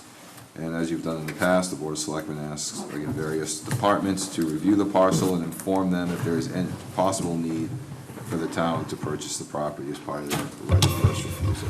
I'll make a motion based off our past discussions with this general property location, that Lot 9 on Boucher Road, as described, we not recommend to exercise our right of first refusal to the Board of Selectmen. Okay, I've got a second on that? I'll second. Okay. Any discussion? Hearing none? All those in favor? Aye. Unanimous. All right. Okay, commissions, okay, so that's done. We're at commission goals review matrix. Yeah. Okay. You see, I've attached a copy of the matrix that we worked on back in, I guess, May of 2018. And again, this is previously what we've used for, I guess, our goals. So if you want to just review it, we can, I guess, check off what's been accomplished and what hasn't, and add to it if there's additional items you want to put on there, or to reorganize and reprioritize. So item 1 is the water master plan. And again, back then, it was to work with Beta to develop the operating policies and procedures, to give you the ability to operate your own water system, which has been completed as part of their water master plan study. And that also morphed into the Buffinville Public Water Supply. After, Pretty much check this off. well, no, because we're still working on Buffinville with Beta, so, right, and that's that's on. fallen under that water master plan grant that's been extended twice, so it's still there, it's still a priority, but again, what, the original purpose of that water master plan was to give you your cross-connection policy and all the policies you need to operate your own department, and those have been created, and they did complete that back in 2018. And since then, we've, again, morphed that water master plan grant to include the Buffinville and developing our own public water supply source, so. When I think of the water master plan, a water master plan grant is still on Buffinville at this time. Okay, good enough. Item 2 is the Exxon water line extension, review design of the school loop and the Route 169 pump station. A lot of this has been done, the design is complete, the Route 169 pump station is complete. As you know, the water main, as part of the school loop, has been installed in the roadway, and the service connections are all installed. Next construction season, they'll be doing the service connections on private property. So this still needs to, I guess, remain on our list because we'll still have oversight on those private property connections.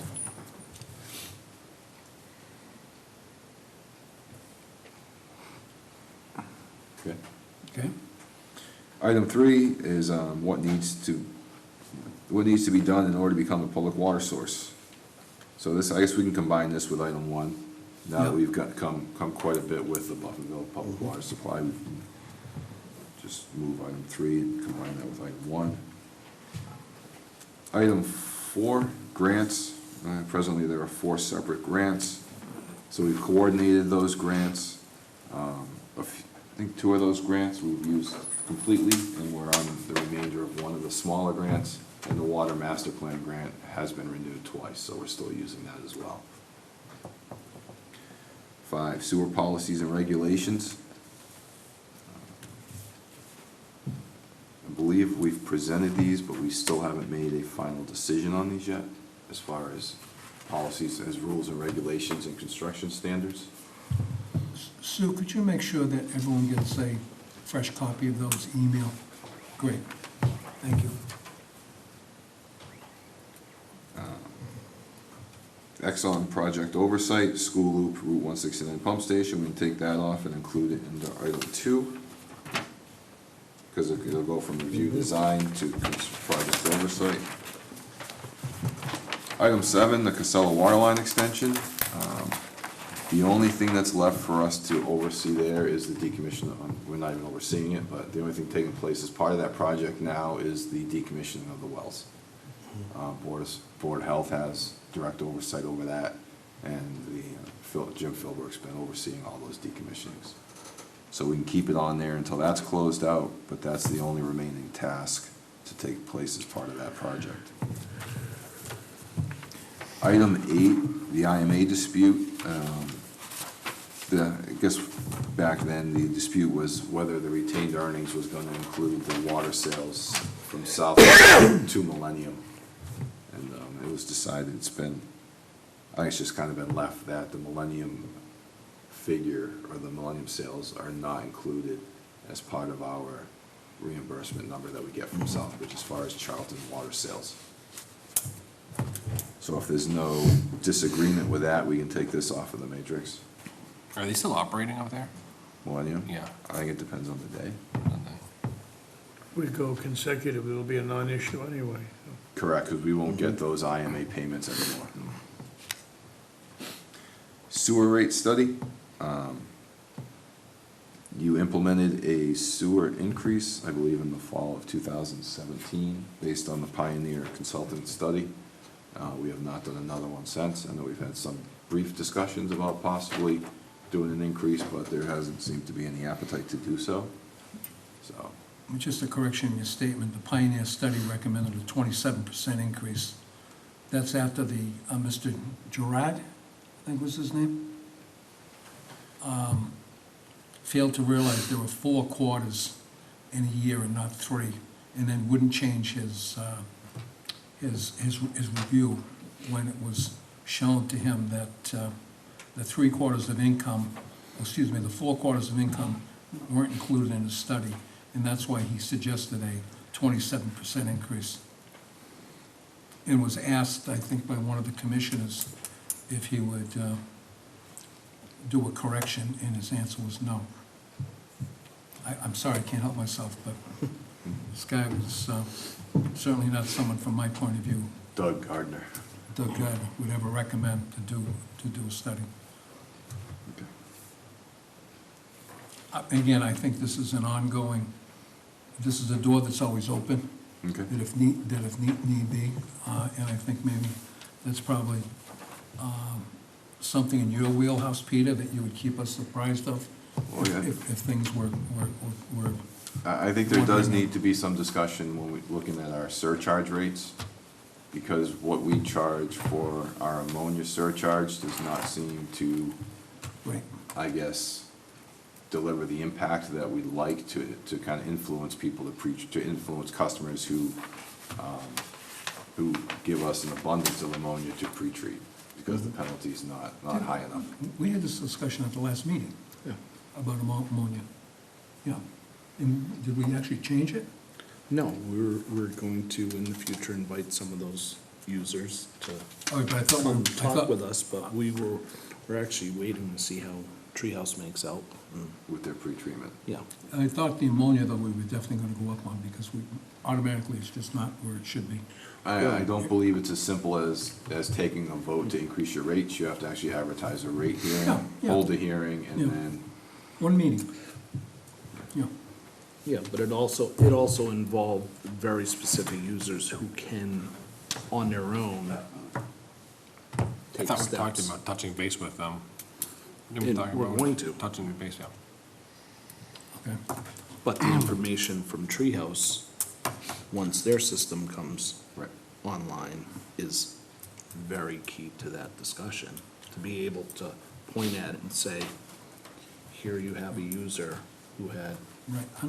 certain situation that's now corrected, you can more than do the same, and if you're going to go in that direction, naturally, the town of Charlton would work with you. If not, however, then you should be paying and not the burden be on the taxpayer.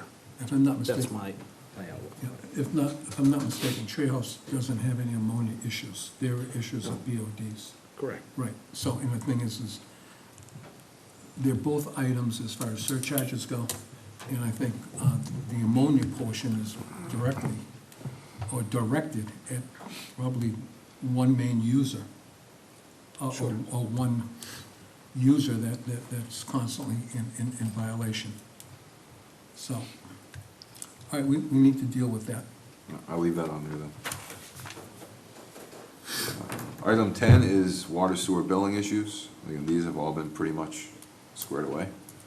We got the Vadar stuff squared away. In the past, we've purchased a new handheld reader, and we really haven't had many issues since. So we take this off. And Peter, our billing, it does not go through the tax collector's office. It does. All right, so who issues our bills? Who issues our bills? Yeah, don't we have a private, We have yes, we have someone print them for us. we have them print them? Yes. Because our tax department used to do that. No, we used to do that. We would always print? We used to, well, I was at one, you printed once. When I first got hired, we printed once, and that was the last Well, time. I thought we had always printed them. You didn't, no, Steve and Norma, or Steve and Carol would always print and fold and send out all your bills. No, they'd send out the bills. They used to print them. Not necessarily, I know, not necessarily all the bills. Oh. Okay, right. They would send them out. And again, they worked hard at it. So now we do the Percentage of reads, them. Sue will input the Southbridge read information for our customers, put that into Vadar, send that through the tax collector, and off to Globe to print. So there are no more issues. It seems Few, like- few and far between. Okay. We've probably, All right, good job, Sue, you get this thing down Yes. pat. We got it dialed in. don't touch a thing. No adjustments. Don't change much. All right, good. So when the pit stop, don't change anything. Okay. So, next item is sewer issues regarding capacity. Again, this is, I guess, an ongoing discussion regarding concern that I guess the capacity of the treatment plant has been oversold due to the ability of residents who have paid a betterment to connect, who have chosen not to connect, but we still want to make sure that there's room in the plant for them to connect if they choose to. Okay, can you repeat that statement again, Peter? You said the plant has been oversold? Well, isn't that, the concern is that why there's a moratorium currently on new Okay. connections? Because you want to reserve that capacity for residents of butters who have paid a betterment for the phase 2 and 3 sewer projects. Correct, and that's why we put the limit on industrial, commercial uses as far as 10,000 gallons. Right. Because if a huge conglomerate came into town, it's possible they could take all of our space, Right. which would not be reasonable No. for the rest of the people. Okay, very good. So do you want to leave this on here, or do you want to? Well, I could think the moratorium gets renewed every other year in August, if I'm Yes. not mistaken. Yeah. Yeah, so, is this year a renewal date? Okay. So, I mean, part of the discussion from this was doing the headwork study, which we completed to try and figure out why we had violations for ammonia. And from the headwork study, and they reviewed what happened, they pretty much said it pointed to a drop of alkalinity, which lowered the alkalinity, which made the treatment of ammonia in the RBCs null and void. So because of that, Veolia has changed where they put the alkalinity control and how they're doing that, so things have been going better. Plus, we've also gotten RBCs 1 and 2 back operational, so now we have the full 10 RBCs working, so we have done quite a bit of work, I guess, since then to make the plant run more efficiently and operate better. But one can easily say that the plant running the way it is right now, as far as the equipment goes, we are at maximum, we're running it at maximum capacity. Yes. And the thing is, sure, we can bring more waste in, and hopefully it'll be as efficient as it is right now. But as you have more, then the sum of it all is going to get to that point to where we would be approaching violation. Right. Unfortunately, because of some larger users and the day of the week and the travel is when it kind of has its impacts on us. So it's not a steady stream that's consistent. And unfortunately, on holiday weekends, when we're not fully staffed, and on a Sunday, someone's only there till noontime, and the alkalinity control is still put in by hand, you may not be able to get enough alkalinity control in there to make it through the night when you get that slug of ammonia coming through Monday morning. So it's still something we need to address. Has Zach pointed out the piece of equipment that we would need to purchase in order to make it automatic? We looked at that. Yeah, we did present you something. Okay. It was too expensive. I said exactly why. What was it, 800, I thought it was, no, it was 3 something. Oh, Wasn't that- 300? That was one of the models, right? Yeah. Yeah. Yeah, definitely too expensive. So we're working on that. Okay. We are working on that. That's kind of the last piece of the puzzle as far as efficiency goes and kind of getting that last hands-on component away from alkalinity control. So, because of the moratorium, we'll leave this on here, just as a reminder. Item 12 is water negotiations with Aquarion. And as you're aware, this is definitely fallen apart and kind of long gone by the wayside, so we can remove this. And last, item 13 was sewer Okay, so treatment. before we leave, if I may. Sure. So it's clear that we have told the state who was going to provide the funds to put a water line in on that portion of Route 20, approximately from the John Deere dealership to the Charlton, beyond the Charlton line, to come across the bridge right to the corners of Route 20, Bay Path / not Gillespie, Glenmere. but Glenmere Road. And the commission had voted that for that $2.6 million, the amount of recipients in Charlton was, I think, 2. And for that reason, we had said, it just seems like it's an unreasonable amount of money to spend It to was do more that. than that. Hmm? It was more than that. Well, when you look at the town line, where the town line is, I think Mr. Proudy has a office there, and then you've got the dog pound, or the dog daycare, then you've got the new plumbing company, and that's Right. it. No, but that was gonna allow you to activate that water line all the way up to Richards Corner Road, Yeah, well, no, we'd still have a problem with the dead-end line. but it's different water. Treated differently. You wouldn't have the Yeah, same but it issues. doesn't, Peter, just doesn't last forever, though. It amount of does not, customers. but there was still, I believe, 14 or 20,000 gallons a day usage there between the restaurants and everything else. Okay. But, Again, I. so what happened there is Case. we were working with the state agency that got us that grant. And we were trying to keep that grant so that we could apply it to the Bufferville Public Water Supply instead. So we were working with them and keeping them informed, and DEP was kind of giving them information as well about where we were going, so that, I think it was the office, the Executive Office of Economic Development, and the reason they gave us the grant was because they thought water in that area would spur the economic development. And the way we tried to present it was, instead of using the money there, because now we can't get Aquarian in the town of Oxford to provide us with water to supply that, help us develop the Bufferville Public Water Supply, and we can get water to that area from our own public water source in the next few years. Last fall, we had a discussion with the Office of Economic Development, and they said because we weren't moving fast enough with the development of that source, they needed those funds to use towards another project, and that they'd welcome us to reapply for grant funding when we get a little further with our development of Bufferville.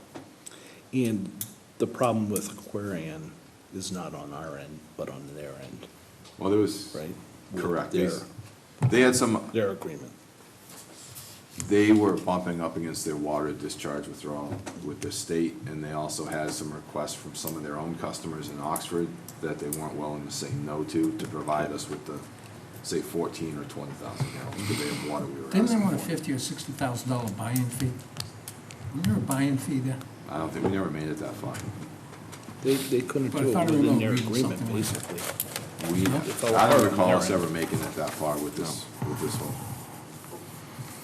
I just remember when I came on board was when the grant was announced, and that's when Aquarian said that, even though they were in support of applying for the grant at that time, I think IPG requested a large, maybe 70,000 gallon per day connection.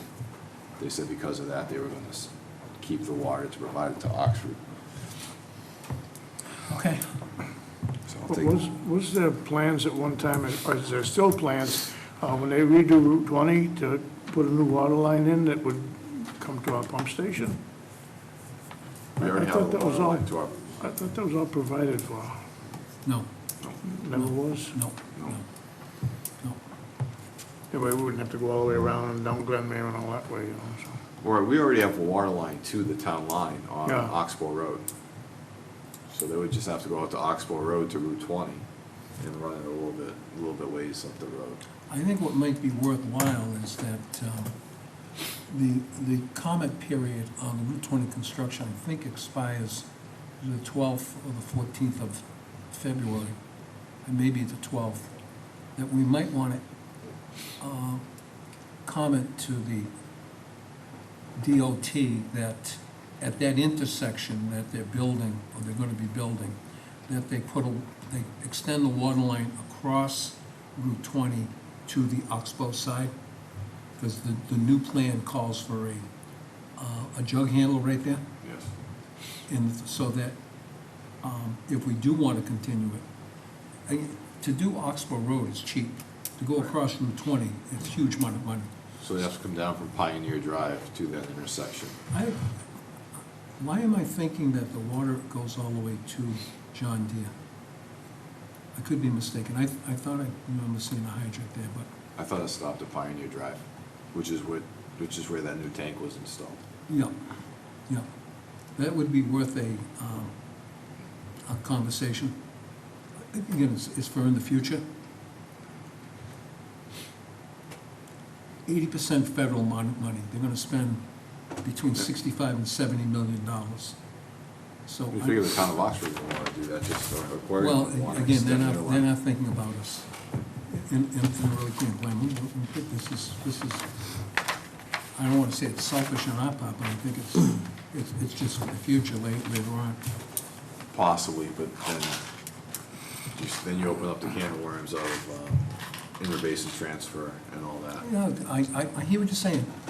Again, but you don't know my opinion on that. I do, but Yeah. all we had to do was talk about this grant last time, and I got a call from, I don't know if it was DCR or what their acronym is Yeah, now, yeah. about interbasin Yeah, tell the people in transfer. Boston, stop drinking the water from the Quabbin, because it's interbasin transfer. Let's see how that goes over. So, Yeah, let's have that conversation first, then we'll talk about Oxford and Charlton interbasin all right, transfer. so the last item we have is the sewer treatment NIPD's permit, and there's been no movement on this other than it's still with the permit writer. Wait a minute, how did we skip over the training and you going to the casino? I'm still on the matrix, we haven't gotten there Okay. yet. Oh, the Matrix, I'm not- okay. don't worry, I'm not I gonna try already and- flipped the page. I'm not gonna try and sneak that by you. Oh, okay. The last item was the NIPD's permit. Yeah, this was due, what, 2016? I believe so. Again, if you and I didn't pay our taxes, they would have had us in jail by now. We're waiting for them, it's for 2016. Yeah. So I'll update the matrix based on what we just had discussed. Is there any additional items anybody wants to put on here? Concerns, priorities?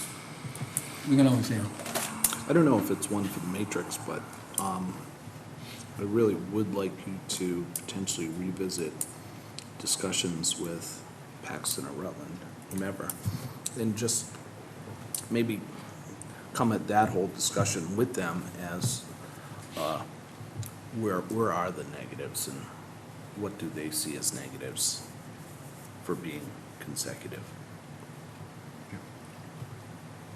I'll revisit that, try and get that information. Yeah. You gentlemen weren't there, the three of us were in a meeting with Muriel Stone. She told us about the negatives, loud and clear. But, Well, it's good to hear from yeah, someone who is consecutive. yes, yeah, yeah. Okay, moving along, under new business, C, training. E.J. Prescott, innovations in clean drinking water. Yes. So I'd like to ask you to approve I attend a training being offered by E.J. Prescott on Casino. innovations. What's that? Casino, In clean drink, I'll get to that part. okay. When I was hired, it was required that I get my Mass Water Operator's license. A requirement of that license is I get continuing education credits in order to renew that license every 2 years. This training offers 5 credit hours at a cost of only $60. The training will take place at the MGM Casino in Springfield on March 19th, 2020. I think we should all go. The Grand can all go. Casino. Maybe we should Post it. assist you, yeah. Deb, you want to go too, Sue? Yes. Yeah, we might as well get the buffet while we're there. It's included. Yeah. I make a motion plus that mileage. we send Peter to the casino to. I'd have a second on that. Well, whatever, you want me to finish it? or No. not? Okay. Just go on the casino. Just go on the We'll casino. make the motion anyhow, and of course, the expense of the training as well. Second. Okay. Any comments on that? Okay, hearing none. All in favor? Aye. Unanimous. It goes from worst to Right? worst to bad. It goes from bad to worst. All right. He's using vacation time to do No, it. that's right. This is our I misread the dates. our superintendent requesting use of vacation time from March 12th, 2020 to March 16th. Now, do we have a meeting on the 12th? Oh, it's a Thursday. 16th. Oh, do we have a meeting on the 16th? Maybe May 16th? I I don't don't know. believe so. I know in March we usually have a meeting. Oh, we definitely have a meeting in March. I don't think it's on that. All right, okay. All right, we'll get it figured out. Yeah, does anyone have a problem with that? I don't think we need a motion with that. Do we need a I motion? don't think so. No, okay, so we had that discussion and there was no objection to Mr. Boyer, let's see, let me just get this straight, is taking a vacation before he goes to the casino. Okay, annual report is due to Mary Devlin by March 6, 2020. I'm including the draft copy for your review and comments. Okay. Hallelujah. Okay, so what we've got here is, this is your basic draft, Peter? Yes. Okay. I know myself, I have not read this. Okay. And this is gonna be sent in. Mayor would like it by March 6th. We do have one more meeting in February. Okay. If you want to review it and let me know if there's comments. Yeah, if you don't mind, gentlemen, we'll all take a look at this and go from there. Okay. If there are any edits you want to see or any information changed or added, just send us an email and we can make those changes. Okay. Old business, FY 2021 budget. Yes. So budget season is upon us. Again, we have our water budget and our sewer budget to present to town meeting. Mr. Lemansky and myself met with the finance director was it last week or maybe 2 weeks ago? Maybe 2 weeks ago. To Yep. go over the budgets, and based on our discussion, she presented the budgets that are in front of you here. We can go one at a time. I guess the first budget is the Water Enterprise Fund budget. We previewed this Yeah, you know. before, Yes. 2 meetings ago. Was Yeah. it 2 meetings ago? No, I have presented it to you previously, except some of the indirect costs and some of the other costs that Donna has to put in were not finalized at that Okay. time. They have since been finalized and updated. So Peter, is this pretty much what you're suggesting after working with Donna, that this would be our budget for both water and sewer? Well, for water, yes. Okay. This is water, and then the next page is for sewer.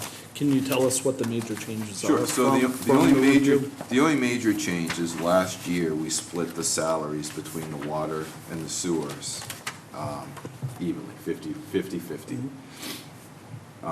We had some revenue left over from the ExxonMobil settlement and some salary left over from the water superintendent salary that was part of the agreement as well, which we were able to use to fund the salary portion of the budget, which are no longer there. Because we have minimal revenues, I'm just recommending that we take all of the salary out of sewer again, especially with the water activity. Without going consecutive, there's not gonna be as much activity going on out in the field next, and especially in FY '21. Okay. If we don't go consecutive, even though there's gonna be service connections being made on private property, the town of Southbridge, if they're operating the system, will be overseeing every one of those connections. And there's really not a need for us to be at every one also. So the water budget's pretty straightforward. We do carry still $10,000 in maintenance expenses, $10,000 in engineering. We are still carrying $15,000 in legal expenses, just in case we want to try and negotiate a new IMA and go consecutive, we'll have that there. But I think we could run some numbers of what we've spent out of those line items in the past 2 to 3 fiscal years, and it's been very minimal, luckily. Training is there, it's funded the same. And your capital replacement, we're still carrying $50,000 there, just in case there's any type of large infrastructure upgrades or improvements that need to be made that we're unaware of. So you'll see for our total budget cost is $113,000.42. You see for revenues at the bottom of the page, We're gonna get approximately $30,000 from other fees and the true up from Southbridge we get every year based on the IMA. I think that number's conservative, but that's what Donna wanted to use.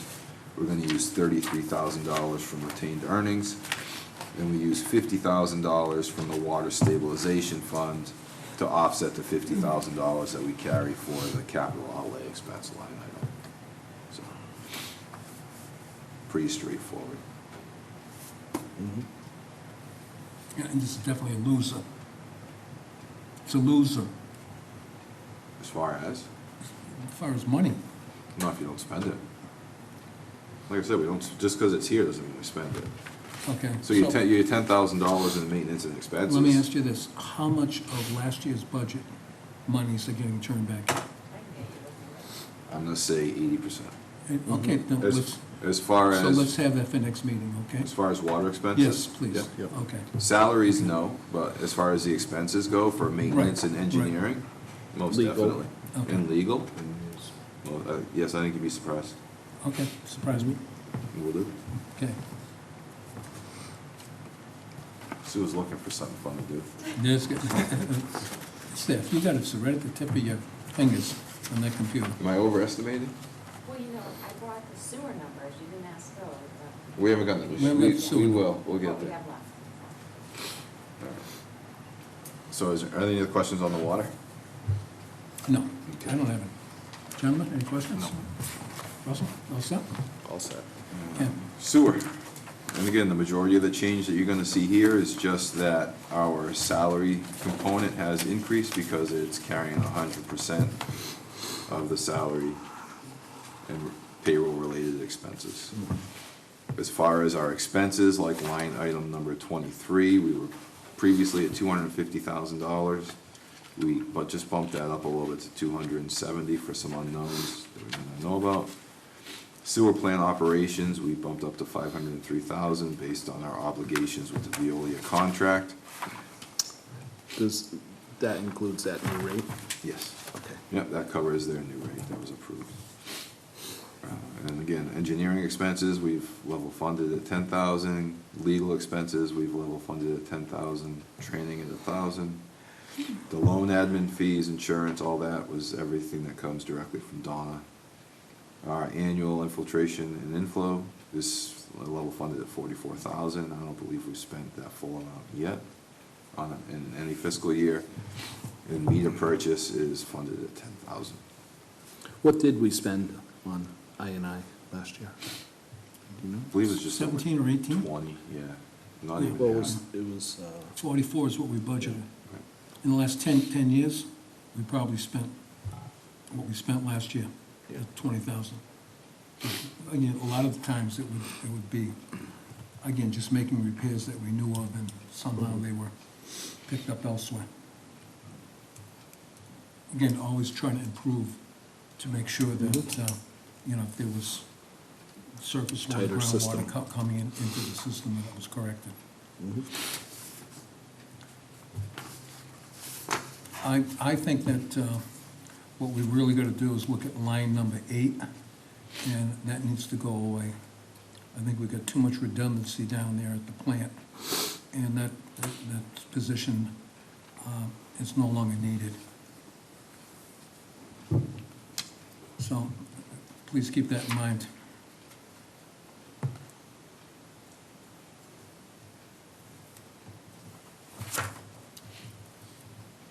And Peter, this balance is up? Yes. What do we get left from last year, Sue? I only have expenses, certain expenses, that's what we have left. From this, you have what's left this current year, correct? What we spent, yeah. So yes, so if you look, our total operating budget, it's a little tricky to look at because it includes debt that we also get funded from betterments. But you'll see our total operating budget with the debt is 1.9 million and change. You'll see our revenues, we're estimating 1.225 million from user charges, approximately $140,000 from privilege fees. We're using $65,000 from retained earnings, $308,000 from betterments, that number is directly from Donna. And where it says subsidy from taxation of $215,000, that's to pay down the Phase 2 debt, which was approved at town meeting using Millennium funds. So we have a balanced budget using $65,000 from retained earnings. I do need some direction based on what the commission wants to do with the salary line items. And if there's a wish to move forward with discussing staffing levels, or if you're happy with the way things are now. I know we had this discussion last year. I just want to make sure that everyone's on the same page with how to move forward with this budget. Again, like I just said, I believe that line number 8 there's too much redundancy there right now, especially after the task of the Casella loop is now complete. That it's just not needed. Last year at this time, we discussed the fact that it was needed because of the Casella loop, Correct. and potentially with connections coming on in the ExxonMobil. But as we also discussed, that's still covered by Southbridge, and they'll be overseeing the connections, correct? Correct. I think too, if we go consecutive, we're gonna need services to inspect the hookups that Southbridge would be doing if we don't go consecutive.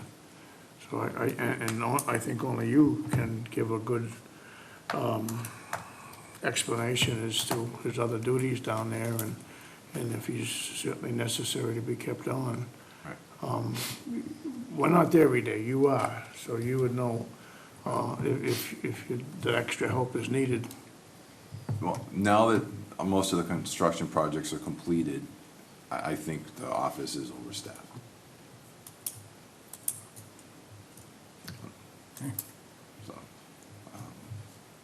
That's it. So how do we go about doing that? Steve's gonna learn how to type, and Sue is gonna. Again, if we're not gonna fund it, then the job doesn't exist anymore. I think there's some discussions we can have with Steve, and again, going back to when my position was created, it was never anticipated that both positions were gonna be kept. It was always, this new position that I got hired for was created, that the administrative position, the administrator's position was gonna go away.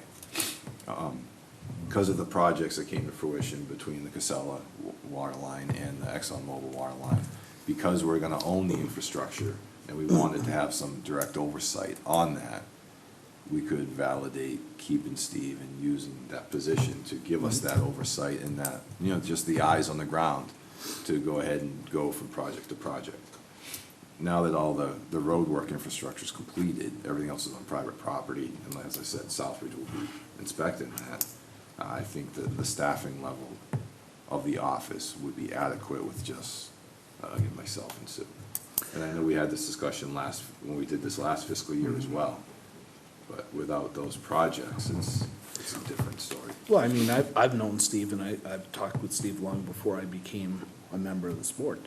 And years before this, Steve had talked about retiring and only having a couple more years anyways. I don't know if that's still his plans or what, and, I guess maybe we need to, figure that out, if that is true. See, I was under the impression when you were hired that you were gonna spend most of your time on water, which is, you're getting qualified for, again, we're even sending you away, to the casino, to increase the validity of those qualifications. So that's when you're gone there, who's gonna be at the office to take on some of those duties that, Right. that's my opinion, I don't know. Like I say, I'm not there every day. You Right. are. No, so, I mean, Sue will be there to man the office, so it'll still be open as far as the rest of it. I don't think unfortunately, I enjoy working with Steve, but I think it's, operationally, it's not necessary.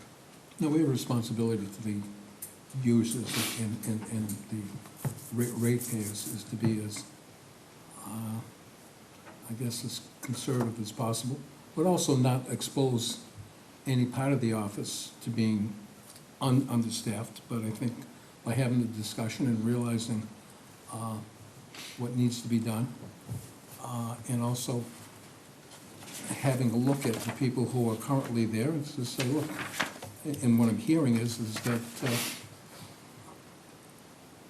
the level of service isn't going to change just because the administrator is no longer there. There will be a lapse of coverage on certain times. If Sue's on vacation, or if I take vacation and there's something that calls one of us out of the office, there may be more times where the office may be closed because we don't have three people or that extra person to pick Those up the things can slack. happen. But there will be, I'm not gonna say it's gonna happen once a week, but you might notice a little bit of a difference. But that's the cost of going down to a three-person office to a two-person office.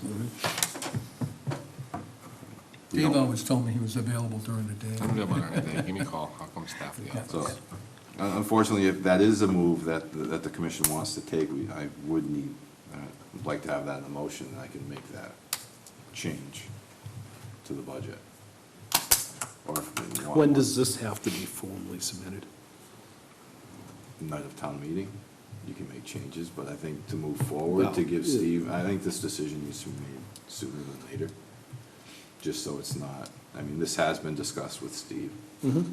Yeah, you know, I've broached this discussion with him because I knew it was gonna come up as part of the budgeting process and the staffing levels, and so, I think the sooner the better.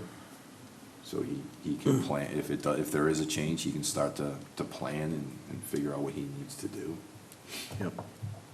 so. If you like, we can carry it on to the next agenda. But do you wanna talk to him first, or do you wanna? I've had this You've had conversation this. with Steve already regarding, because I knew it came up last year as part of Yep. our budgeting process. I had a feeling it was gonna come up this year. And I pretty much had the same discussion that I just had with you as far as staffing level goes. It's, Okay, so it's hard to justify that third position. So I guess the consensus of the majority is that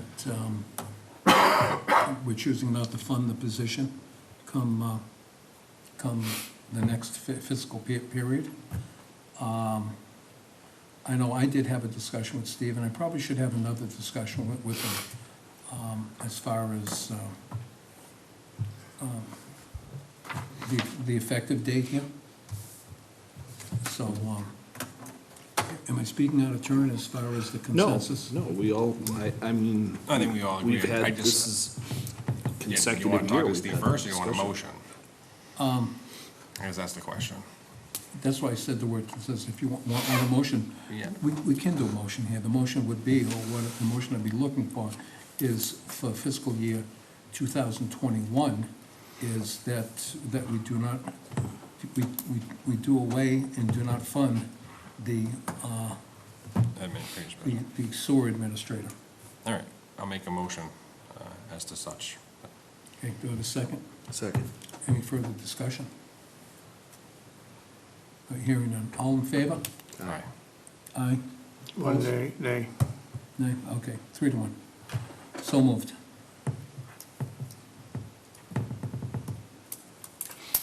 But I'll still have a discussion with Steve. I know when I did talk to him a week ago, he did have some reservations, but again, I will talk to him again. Okay, I'll make the update to the budget. yep. Are there any other changes or any other questions about any other line items for the sewer budget that you want me to make? Now, and Peter, as far as the debt line goes, is that pretty much going to be all gone next year? I don't know if it's next year or the following year. It's hard to get a straight answer. I think it's carried out to FY. The amortization carries it out. It's hard to tell if it's calendar year or fiscal year, and they overlap 6 months. So it's hard to know if it's 22 or. Okay, so the total debt service, which is $665,000, there's a high likelihood that may be gone next year or the year after. Possibly. which is nice to have all that paid off. Can I ask what those are for? We borrowed the money to do improvements, Improvements. and the improvements are now, it's time to burn the mortgage, all the payments have been That was made. Glen Echo and, Charlton Center, it was phase 2 and 3. yep. Yeah, and also included an upgrade of the plant. And this is kind of tricky. Phase 2 and 3 was paid for through the betterment process. The upgrade to the plant, which was, I don't know, was it $2 to $3 million bucks? 2.7, And that was paid for by betterment charges. privilege fee. Privilege fees. And I think Masonic Home was on the hook there for like 1.7 that they paid. And it was, the commission at the time made the decision that with the growth of Charlton, that they would live with not charging additional betterment, but just charge the privilege fees. And the privilege fees of what they anticipated to be coming in would take care of it. And I guess it's worked out that way, correct, Pete? You just about broken even, yes. Yeah, so we're almost there, as far as that being paid off. Luckily. If not, you would have had to raise your user charges to offset your annual cost to borrow. Right, and Peter, when we had a meeting, a productive meeting with Donna, she was gonna get you the balances. She has not done that. Of our stabilization accounts? Right, because Yeah, I haven't received those. in layman's terms, what I'm looking for is I'm looking for the commission to receive a piece of paper from our accountant Huh? that, Did ask, right? Oh, you know, she hadn't so that money was approved to get transferred at the special town meeting in October, correct, into our Yeah. stabilization fund. She hasn't transferred that money yet. I did talk to her about that. I mean, we're not talking about $48.32 here, we're talking about I know, a lot of money. I know. So is She the has- interest she gonna had follow me- it? I hadn't. Well, she that hadn't would be one of my She hadn't questions. made, I understand that, but she hadn't made the transfer yet.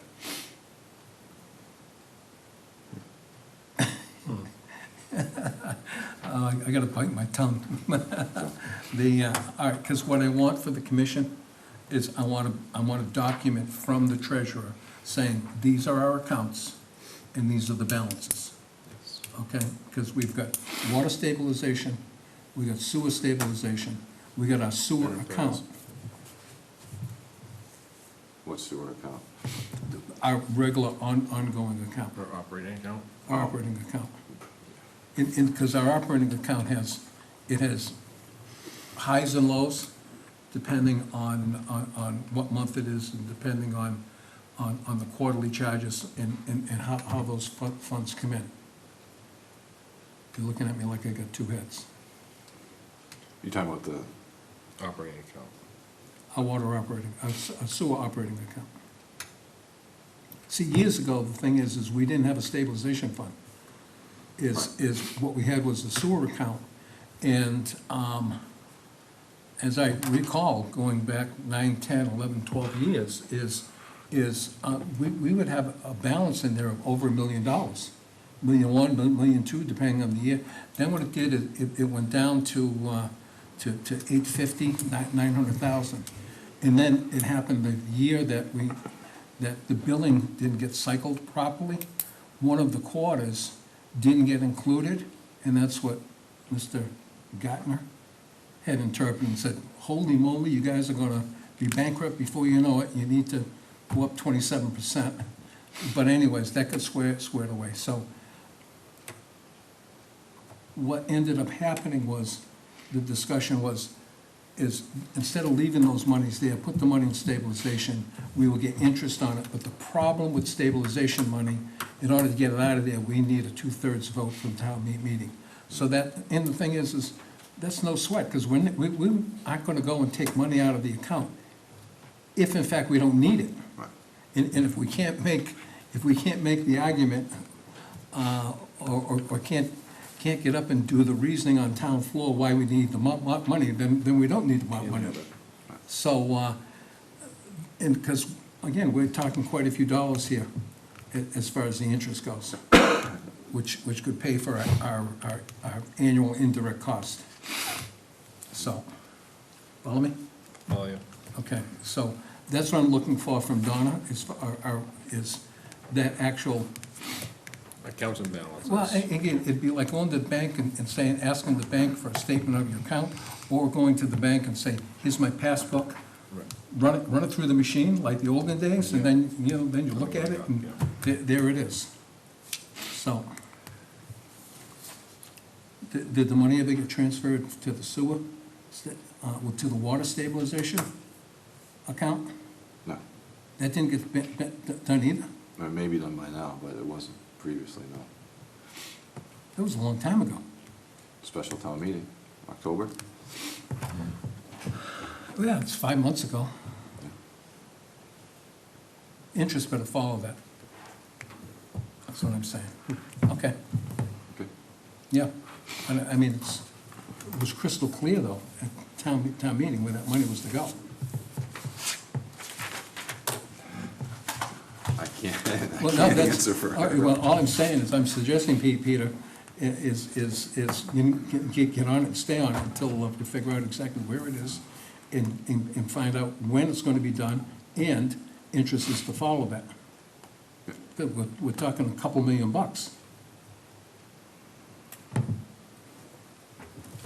Okay.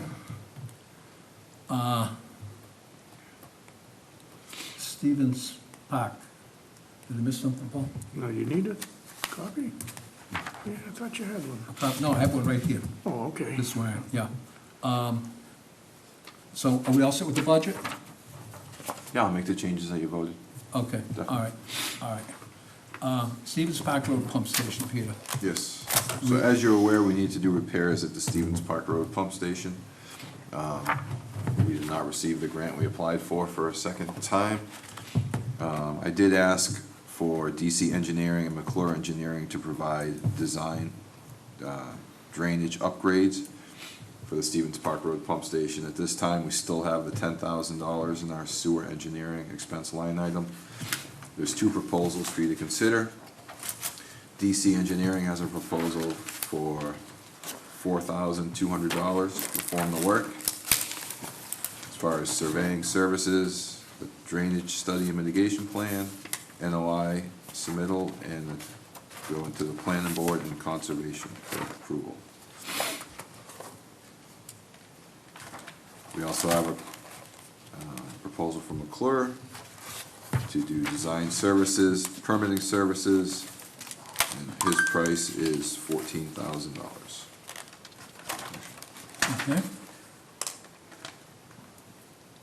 So no matter what we do, It's actually 16.5, Yeah, right? 16.5, we would need engineering to go forward. almost definitely. Okay. I think in order to move forward, I think most of you have been to that pump station and seen it.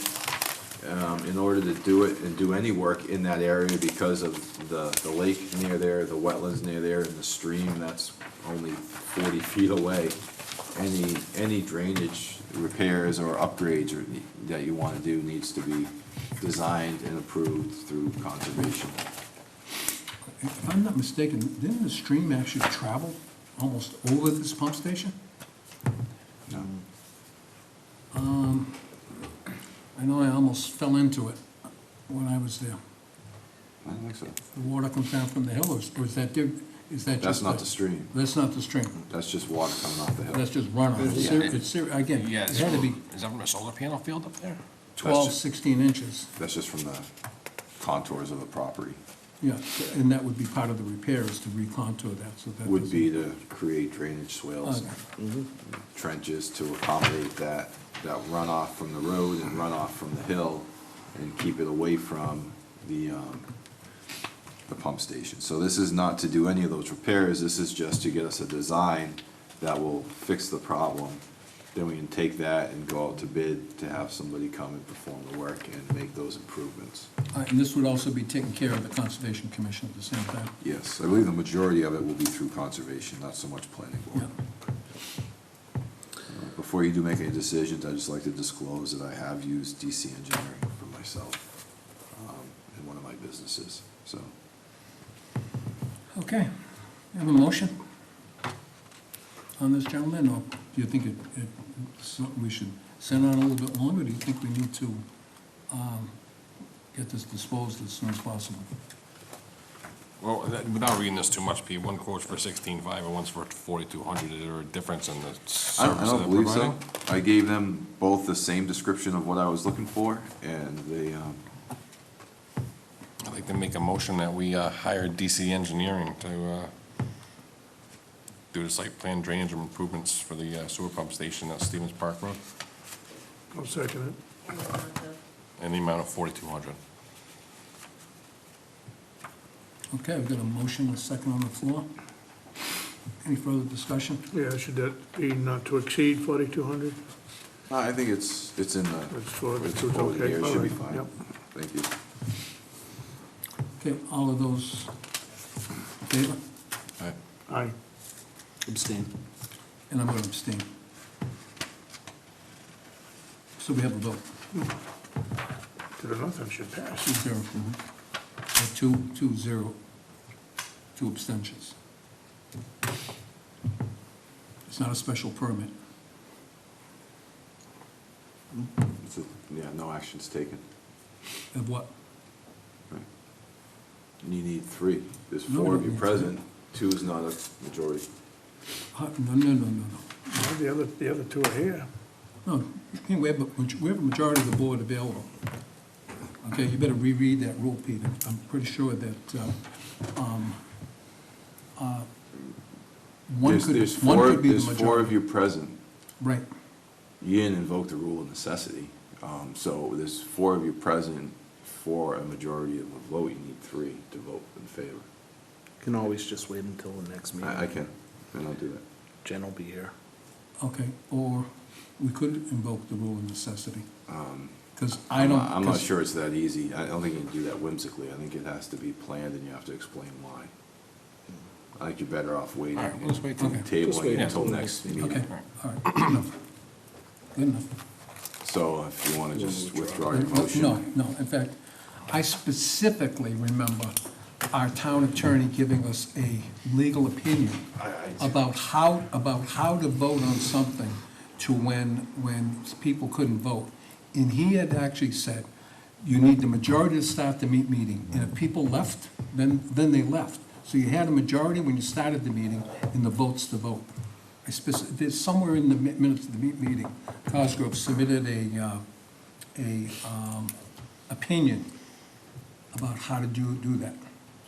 My point, there's 4 of you at the table right now. For a Okay. motion to carry, you need 3 votes. Are we gonna call you Jim from now on? No, I'm not asking you to call me anything. I'm just Yeah, saying, Yeah, if I'm mistaken, I let me think the know. smart thing to do is we will wait until So next meeting. if one of okay? these two votes no, then it carries because because you said that's 3 votes. You An need abstention three- is you not need a 3 in vote, but favor. a negative vote. You need 3 in favor. No, If there's you only don't. 3 of you, I if one of could just them leave, leaves, but I could just leave. but if it's the Russ same leaves, thing. then your It's- 2 votes will Yeah. carry yes. We won't, No.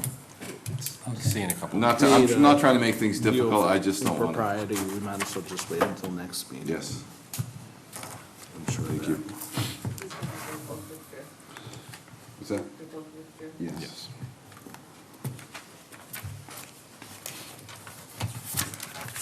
okay. Moving along, water line construction update. Yes. The Bay Path Road Pump Station. The pump station is scheduled to be delivered Thursday, February 13th.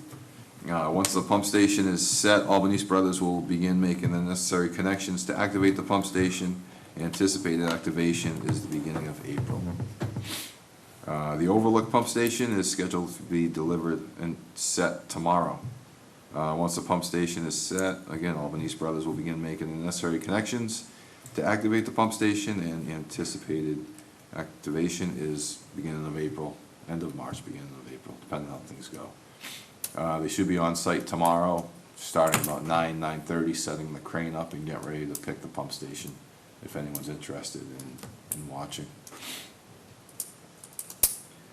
And the Casella Waterline Extension, again, Ludlow or their sub has been in the area, decommissioning the private wells of the residents that have been connected to the water line.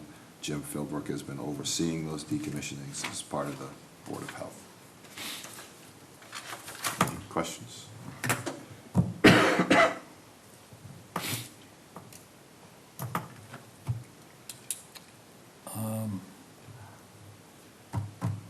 Anybody have any questions? No questions. No questions? No? You, Rob? Do I have questions? No. Do I have a statement or statements, information? I don't know if I'm ready at this time.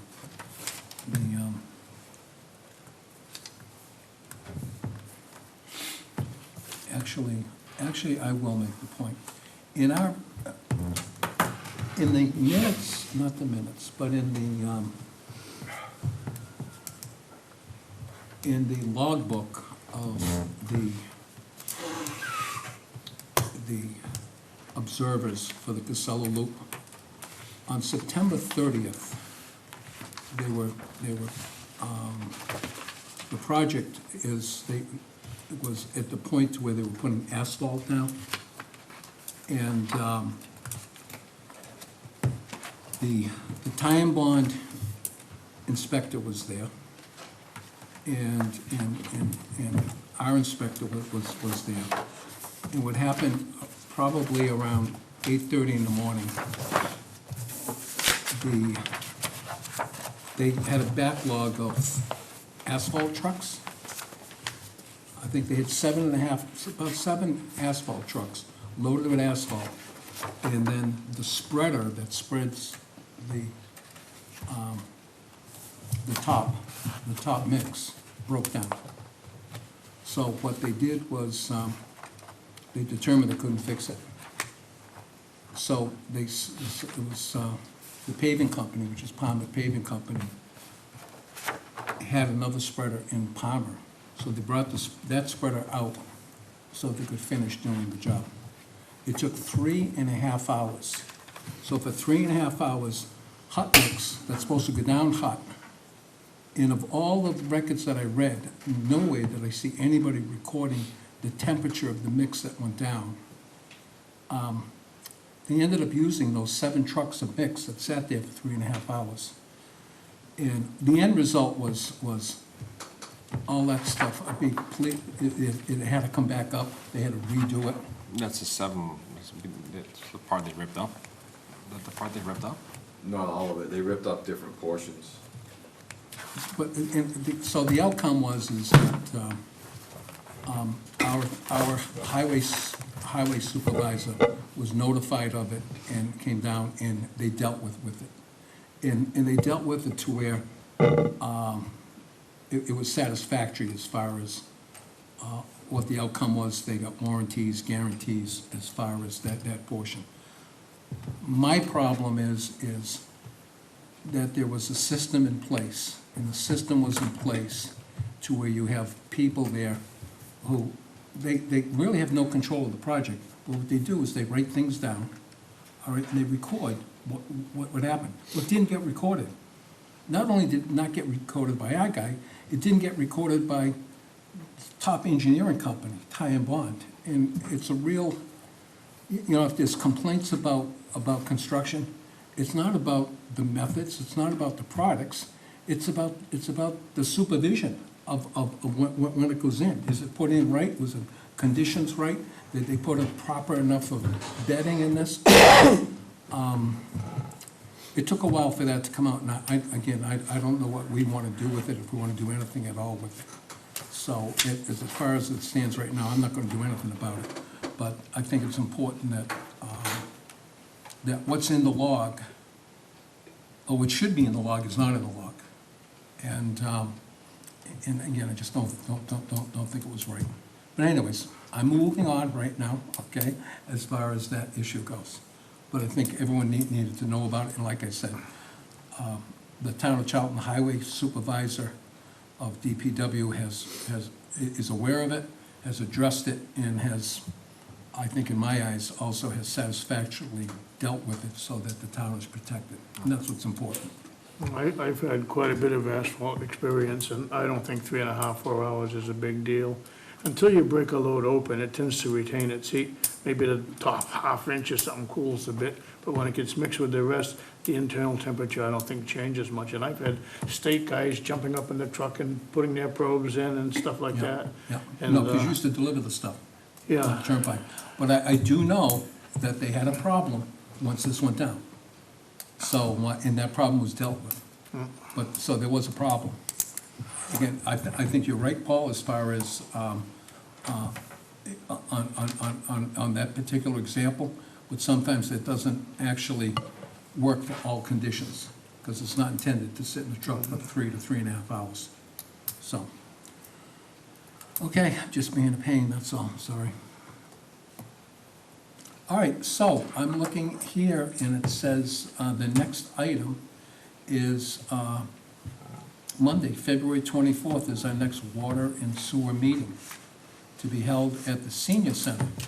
We're getting pushed downstairs, so we need to underline that double twice. Does anybody have anything that they want to bring up that we missed or wasn't thought of prior to the meeting? Okay. I need a motion to adjourn the meeting at 9:02. I'll I'll make make, that motion. okay. I'll make that motion to adjourn at 9:02. Okay, all those in favor? All right. Thank you very much.